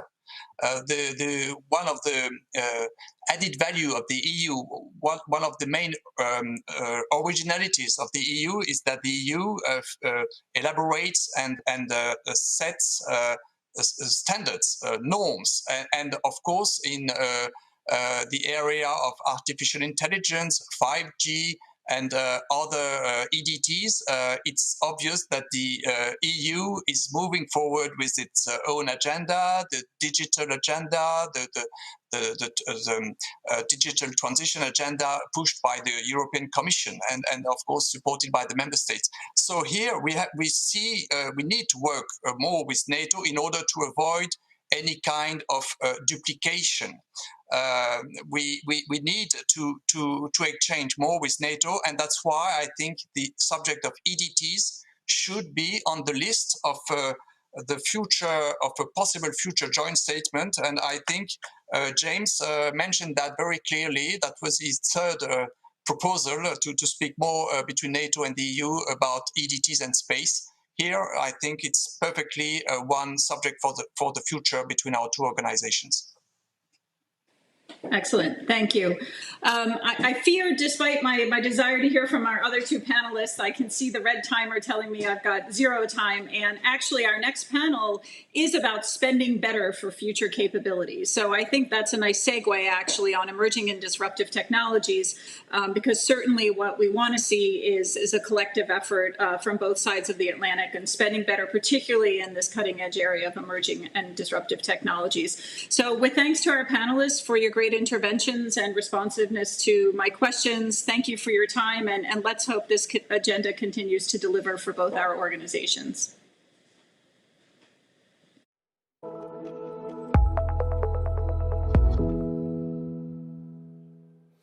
Thank you, Rachel, so much for this segue to our next topic. So much of what we have discussed these last 2 days has focused on big picture policy challenge, transatlantic security initiatives from Africa and Asia to Russia. But what about paying for those initiatives? For our final session here at the Security Defense Summit, we take a closer look at how EU and US allies could pursue deeper cooperation on defense capabilities. How can we spend better on defense and make sure we invest into right capabilities for the future? How can the EU help its member states to spend better and save by reducing the fragmentation in European defense markets? How do we promote transatlantic defense industrial cooperation and build greater resilience into our defense supply chain? To lead us through a conversation with Chief Scientist for the US Air Force, Dr. Victoria Coleman, and Security and Science Editor for the European Union Institute for Security Studies, Daniel Fiet, is Resident Fellow at the American Enterprise Institute, Mackenzie Eaglin. But before that, a reminder once again, if you'd like to ask a question to our panelists, you can do so by using Ask Live Questions here button at the center of the page. You can also participate in the discussion online by using the hashtag EU Defense on social media. That's EU Defense with an S. And some of those questions will be debated further after our forum. But now our last panel, Mackenzie, for our final panel of the day, the stage and the floor is yours.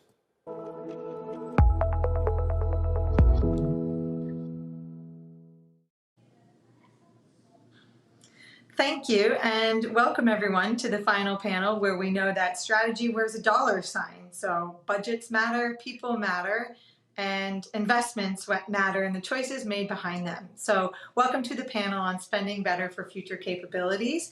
I'm pleased to be the moderator this afternoon with two distinguished panelists. As you heard, Dr. Victoria Coleman is the Chief Scientist of the United States Air Force, an expert in AI and microelectronics, and a founder of DARPA's Microsystems Exploratory Council, and a member of the Defense Science Board. I'm also happy to welcome Dr. Daniel Fiat, the Security and Defense Editor at the EU Institute for Security Studies. He is a prolific writer on European defense policy, the common security and defense policy of Europe, industrial issues, and other threats. I welcome you both here today. Good afternoon. Well, we're going to jump into our questions. We also want to, of course, welcome throughout the session today audience participation, as you've been noted, to send those through to us, and we'll try to get to them at the end of our very brief concluding event for today. Dr. Coleman, I'd like to begin with you. Obviously, this panel is focused on how the U.S. and Europe are approaching not only defense investments, but future capabilities. In recent years, we've seen not just only in the U.S., but around the world, higher investments in technological innovation. And a lot of this is occurring in the private sector. What we see here in the U.S. is a flipping of the coin, where the federal government is no longer the lead innovator. It must, no longer the lead inventor, and actually must innovate with existing technologies that are often provided by the commercial sector, whereas in 5 decades ago, for example, the reverse was true. I'd argue the department has struggled to take full advantage of innovation, not that it hasn't in certain select cases, which I'd be happy to talk about with you. How do you recommend the Pentagon and our partners in Europe improve collaboration with the private sector going forward? Thank you. You know, sometimes it feels like there is there's a border between the East Coast and the West Coast in the United States. I spent most of my career in the Silicon Valley, and now in Washington, I see that really clearly.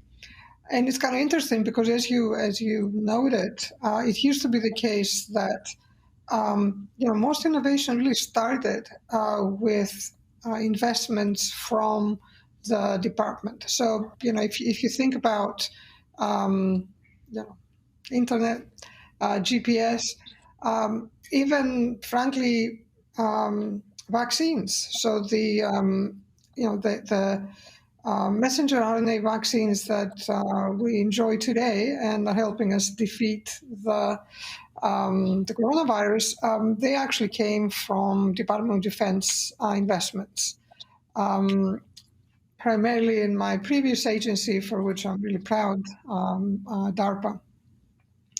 But the world has changed a lot, and it has changed a lot because not because we started investing less inside of the department or inside of the defense industrial base in the United States, but because the world outside started investing a lot more. So now, for almost like for every dollar that we spend in science and technology inside of the department, $9 is spent outside by the commercial sector, the private sector. So for us now, the challenge is, how do we make sure that we tap into that investment, that brilliance of the world outside, and bring that to bear for the mission that we have to execute on? And there are many challenges and opportunities that we have. Some things that I think are making the links better are, for example, the AFWorks program inside of the Department of the Air Force, which started a couple of years ago, with the specific mission to make collaboration with the private sector, in particular smaller businesses, much more possible. And we did that by really opening up the aperture and removing any restrictions in the topic areas, for example, that a company could bid in for our small business innovation and research program. And every year we fund thousands of companies to bring their technologies back into the department. We feel that we need to continue doing that because it's not just about what we do, is who do we build it with and how do we build it. We recognize that. And, I have to say that, of course, extends to our partnerships across the water with our partners in Europe. There are many specific areas. Some of them have been spoken about already today. There are others that are, equally obvious, areas like microelectronics, for example, where, by standing together, we can make a real big difference in our ability to maintain essential supply chains for both economic security and national security for ourselves here in the United States, as well as our allies in Europe. Hopefully that gives you a sense for the current thinking. Indeed. And all of the services have something here in the U.S. similar to AFWorks, which I think is remarkable. And that's right. Everything from pantyhose to plastic bags to the email to the computer mouse, we're all invented somewhere resident in the Defense Department, all the way up to Siri in your iPhone. But again, that's no longer the case. The department's no longer the lead inventor. So it is a new dawn, a new era. And I think there's a lot to be learned, but exciting developments ahead. Mm-hmm. Dr. Frey, I know that you shared a concern of mine and others here in the U.S. that, early on in the pandemic, that defense investments and overall spending and budgets could fall across Europe. And we too, are worried still, I think, about that trend here in the U.S. as we take on massive amounts of debt and invest in priorities other than defense. But what's your take now, about a year and a half in? How have Europe's defense budgets weathered the pandemic? And what does that tell you about burden sharing going forward? And if you could just quickly add, maybe 6 months to a year from now, what the U.S. can further do to aid those efforts. Yeah, thanks very much, Mackenzie. It's a real pleasure, actually, to be here. And thanks to CSIS and the EU delegation to the US for the invitation. And also great to be sharing a platform with Dr. Coleman.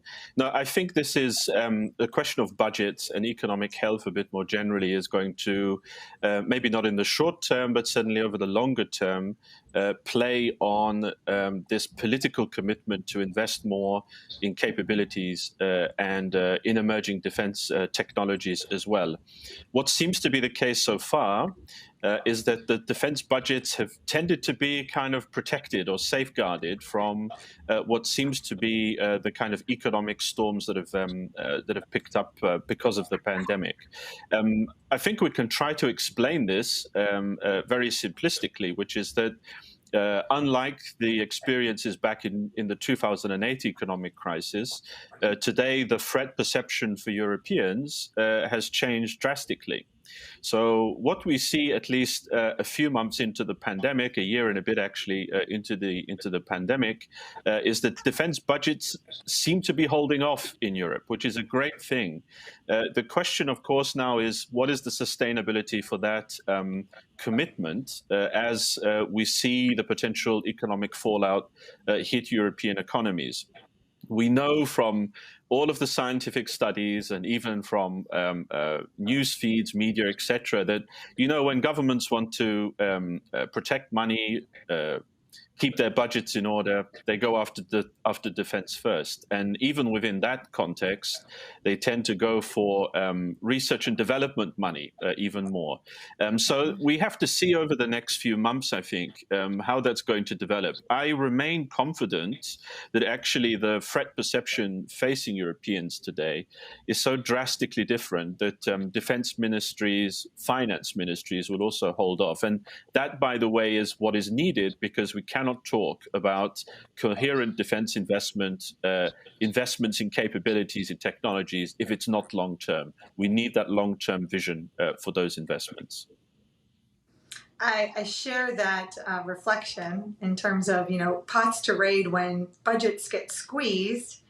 And, ours is often readiness, and then, the active duty rosters, and then, as you mentioned, research and development for the longer term. But I do see a shift here in the U.S. to hold on tight to those investments for the future. And as our chairman of the Joint Chiefs has said, budgets that bias the future. We can debate over how much they should balance that future with the current and the medium term, but that is the preference of our Pentagon leadership at this moment. So as all of you know, at last week's NATO summit, members agreed to create basically a version of DARPA for NATO by 2023. And, this is the office that helps spin off a lot of the technological innovations that we've been talking about here this morning and inventions. During President Biden's meeting with the EU, a similar Joint Trade and Technology Council was announced to address the global shortage of semiconductors. So what do these agreements say about the future of U.S. and EU defense collaboration? Of course, this question is for both of you. So maybe I'll go first. I'm always excited. First of all, to hear the debate and the commitment to longer term, investments that we need to make. There's always a temptation, right, to cure today's headache versus invest for curing smallpox tomorrow. I think we, for the most part, we're doing a good job here in the United States in striking that balance. And I'm also excited, really beyond measure, to see that the DARPA model continues to inspire, transcending kind of normal, usual ways of innovating, let's say. DARPA has of course a long history. Its history, really kind of littered with success, I want to say. There've been many attempts to mimic it, to copy it in other places. Here in the U.S., we tried a number of times. I know the United Kingdom is trying to do something similar. What I would say is that the recipe works First of all, because, DARPA operates very independently. It's part of the Department of Defense, of course, but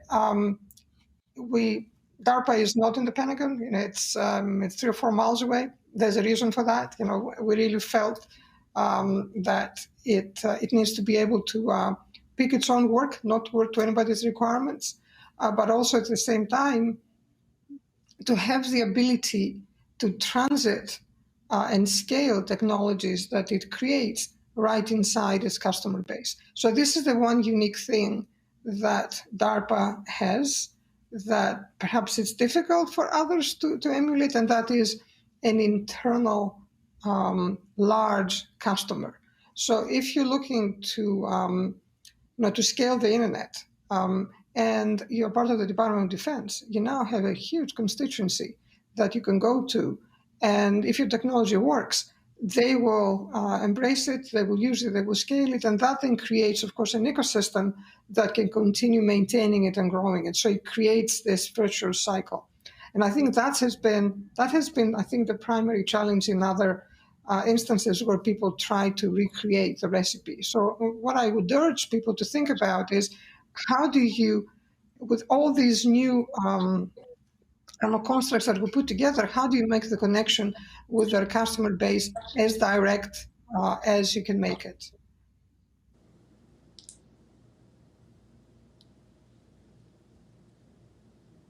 Yeah, maybe if I follow on, maybe if I just can add to those points as well. I think. We're yet to see how Diana and even the Innovation Fund on the NATO side will develop, and I think there are still a few more years before it's up and running. And certainly, of course, given that from the EU side, there's the European Defence Fund, it would also be interesting there in the EU-NATO context to make sure, again, that some of the points we heard in the last panel about avoiding duplication, coordination are also followed through. I also think what Dr. Coleman said was really instructive, not just in terms of the large customer base that you have, but also this difficulty that many defense actors face when trying to replicate DARPA, and that is about the kind of culture of innovation, which is not something you can buy and not something that you can create overnight. And at least from the EU side, when you look at the European Defence Fund in particular, these are some of the challenges that will be faced by the EU as well. Recently there was agreement on the Defence Fund, which will be about 8 billion over the next 7 years.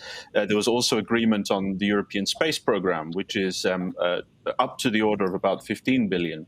Now, one of the clever things, at least from the EU side, that's being done is to try and harness the innovation potential between these different funds. And when you add on to that civil research as well, you're already talking in the regions of about 120 billion euros over 7 years. Now, that's money.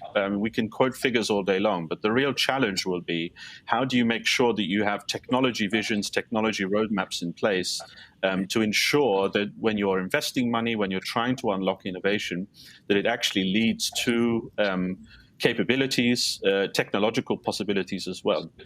In Europe, we may have a different kind of risk culture even, I think. Whereas in America, there is this idea of funding failure as a kind of ethos. In Europe, we're still playing catch up on that.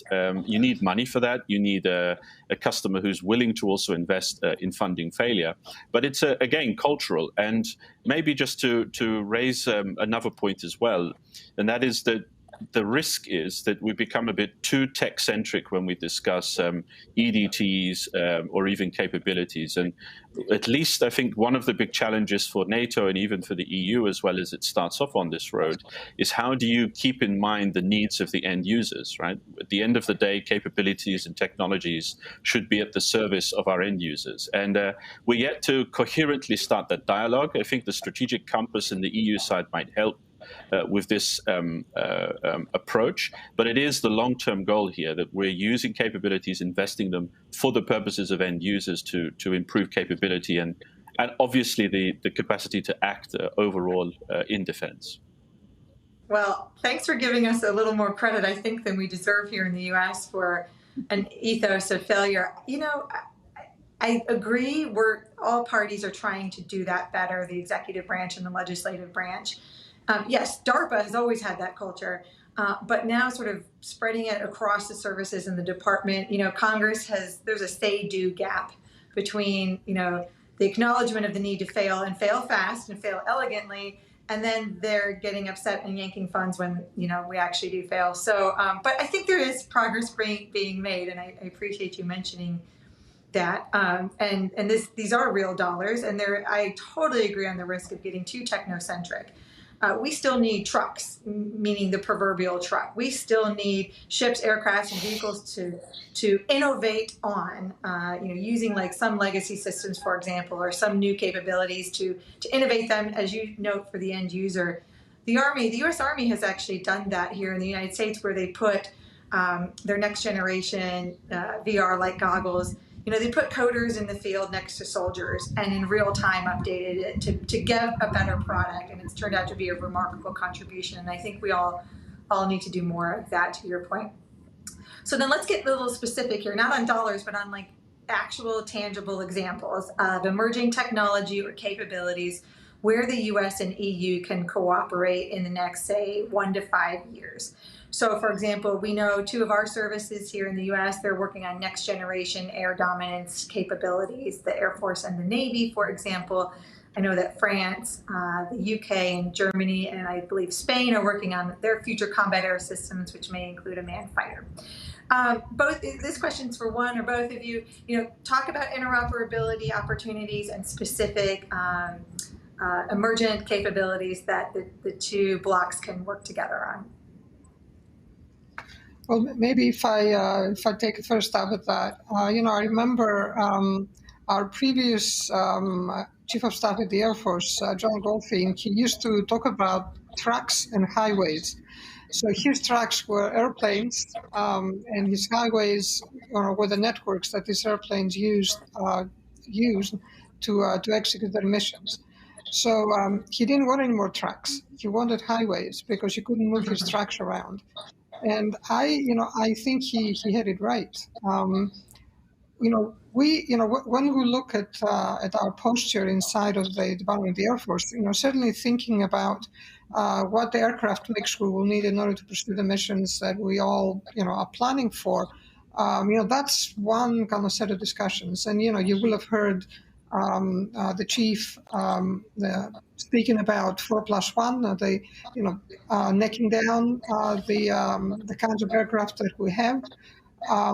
But really the trick is, how do you get all these assets to work together when you actually need to go execute a mission? So that's where our advanced battle management system comes in. So the ABMS program is an effort to really connect all these assets across all classification domains, and we really break down kind of the insularities that persist in all of our, in all the services. Certainly within the Air Force, it's well known that an F-22 cannot speak to an F-35 today. So one of the things that we are putting a great deal of emphasis in, as well as making sure that we have the right asset mix, to take on the missions that we're asked to support, we're also going to be able to have the connectivity, the networking, the ability, to put data in the right place at the right time, in the right form, for the decision maker to make decisions to move forward the mission. And I have to say, it's not straightforward. Perhaps I think we're back, at the kind of network discovery era that, DARPA so ably executed on when the internet was born. It's a little different when you have, servers appearing and disappearing, which is, the context within which we have to fight our missions. It's not like, you can go to Amazon and use their cloud to fight those missions. We have a lot of work ahead of us in order to figure out exactly how to go about building these highways that John Goldfein used to talk about, and also, frankly, how to begin to deploy them. I mean, one thing that I'm just going to, get out there, and I think, Mackenzie, you are very familiar with this. here in the United States, we are not wanting for innovation. There's a ton of innovation all over the place. What we're wanting for is the ability to translate that innovation to fielded capability. So, the thing that I worry most about with most everything we do is that we're going to go create even more prototypes to add to the pile of prototypes we already have. And it's not about that. It's about capabilities. So learning how to work in a lean startup kind of way, if you like, where we build a little, we test a little, we field a little. I think that's the real challenge for us when it comes to acquisition. Right? It's changing that very long time frame, decades long, that it takes us often to go from innovation to deployment, take it down to months. I think that's what will continue testing us, and that's what we need to apply our ingenuity, for which we're well known in our nation. Amen. I agree with that field a little. That's the part where the U.S. has been lacking in the last 5 years. Dr. Fayed.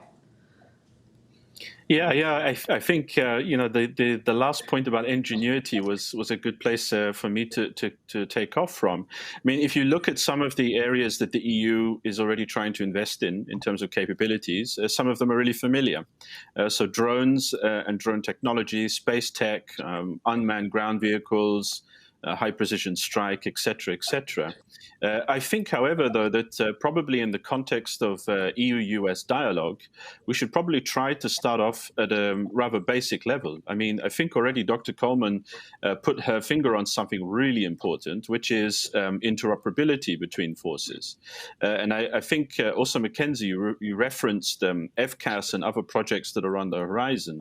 And it will be, of course, crucial to ensure that there is a level of operational interoperability there between the US and European armed forces. And governments and militaries in Europe are fully aware of that. I think, however, that maybe one area that requires a bit more dialogue, however, is actually fully understanding the technological realm or dimension that we're in right now. I mean, I'm not too convinced that many of Europe's armed forces or militaries firstly are sold on the idea that we're now heading towards a kind of EDT revolution. And secondly, I would worry that the pace of that disruption that we see in technology will not be easily translated actually into the skills and the usability of these technologies in armed forces. And this, also touches base on some of these core issues, such as how do we deal as militaries with the data deluge that we're all facing? So many different sources of data, not necessarily the capacity to actually use that data in a operational and effective way. And of course, again, to come back to my earlier point about not being too tech-centric, we've not got to forget the human dimension in all of this. And the point about skills and also training armed force personnel in Europe and across the transatlantic space to actually be able to use some of these EDTs in an effective way on the battlefield is actually going to be one of the core challenges. And, it's been written about on many occasions about the so-called growing transatlantic technology gap or strategic gap. Well, when you see the rise of China and you also see other actors who are able to use and employ these technologies rather quickly, that is quite a danger for us all, this transatlantic gap. So we better find coherent strategies of developing or closing that gap, as it were, so that armed forces understand fully what we mean, all of those tech nerds, what we mean when we talk about disruption, and how does it make their life better? Do they have the skills, training, and personnel to actually make it work in the battle space? That's something I worry about a lot, too, here in the U.S., is this overwhelming emphasis on artificial intelligence without thinking through yet enough of the sort of back office, behind the scenes, backdoor, basically it's only as good as your data. And our Defense Department has shown to be a very poor collector of the right data. We love to dump all the good data. And then securing the right data. So yeah, that's a whole big conversation. And of course, military deception, which is active, alive, and well. And I think we fall prey here in the U.S. to thinking that we are not subject to military deception on a regular basis when we are. Not just sort of election interference, but actual manipulation of data, whether we think that it's true, but it's not, or it's been altered and we don't know it, et cetera. I want to talk about space, but let's just get on to supply chains because I think this is of interest to our audience, not just what COVID has done in sort of exposing not just the vulnerability and fragility of supply chains, but for many U.S. and EU countries, the need to onshore or reshore critical supply chains. We talked briefly earlier about semiconductors, it came up.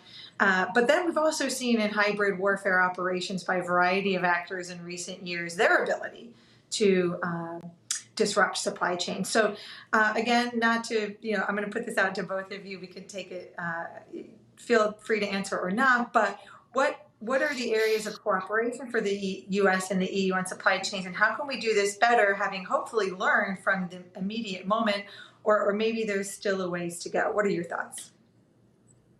So if I jump in, I mean, you mentioned the magic word, Mackenzie. You said semiconductors. When somebody says semiconductor, I always wake up.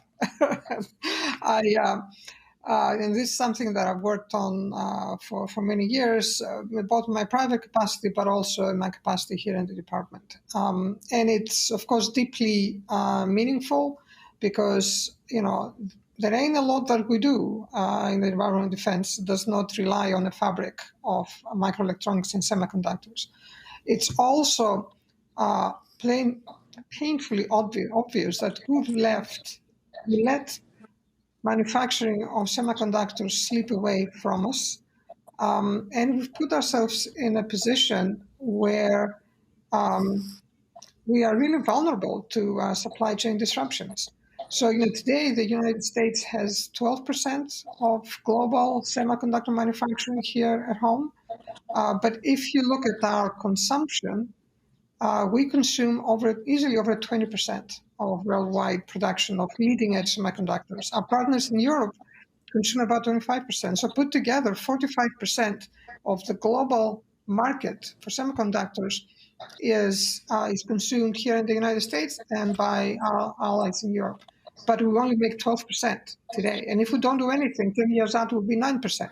So, it really is, I think, it borders on a national emergency for us and our allies to be able to reclaim those supply chains. And, one thing that I think is really important, it's not just about supply chains. It's also about keeping competency here at home. It's about having good jobs for people that go and invest a lot of time and money in their education. And it's about, in many ways, rebuilding our industrial commons here at home and in Europe. So it really, really important topic. And I know we're running short of time, so I will stop here. Dr. Farhat, you get the last word.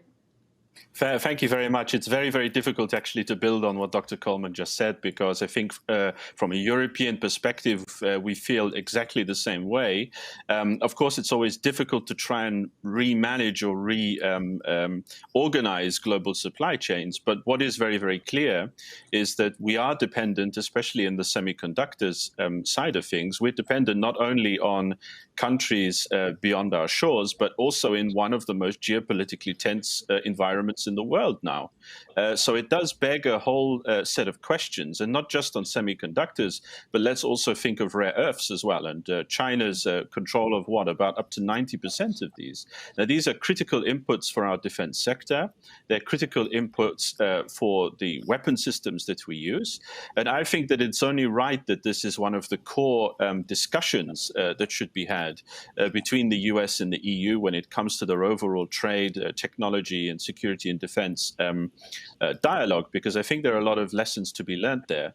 And one of the core, one of the great benefits, if you want to even call it this, from the pandemic, and I'll end on this point, is actually that it's woken Europe up from its slumber a bit. That, this philosophy of having free, open markets under any circumstances with a just-in-time philosophy.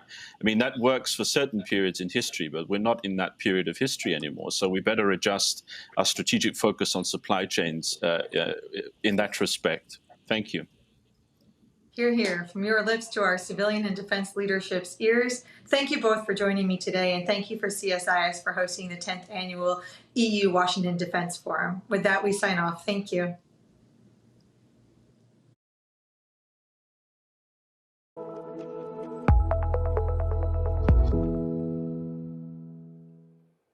Thank you, Mackenzie, and thank to our speakers from the United States, Europe, Canada, and Africa who shared their perspectives on transatlantic security and defense over the past 2 days.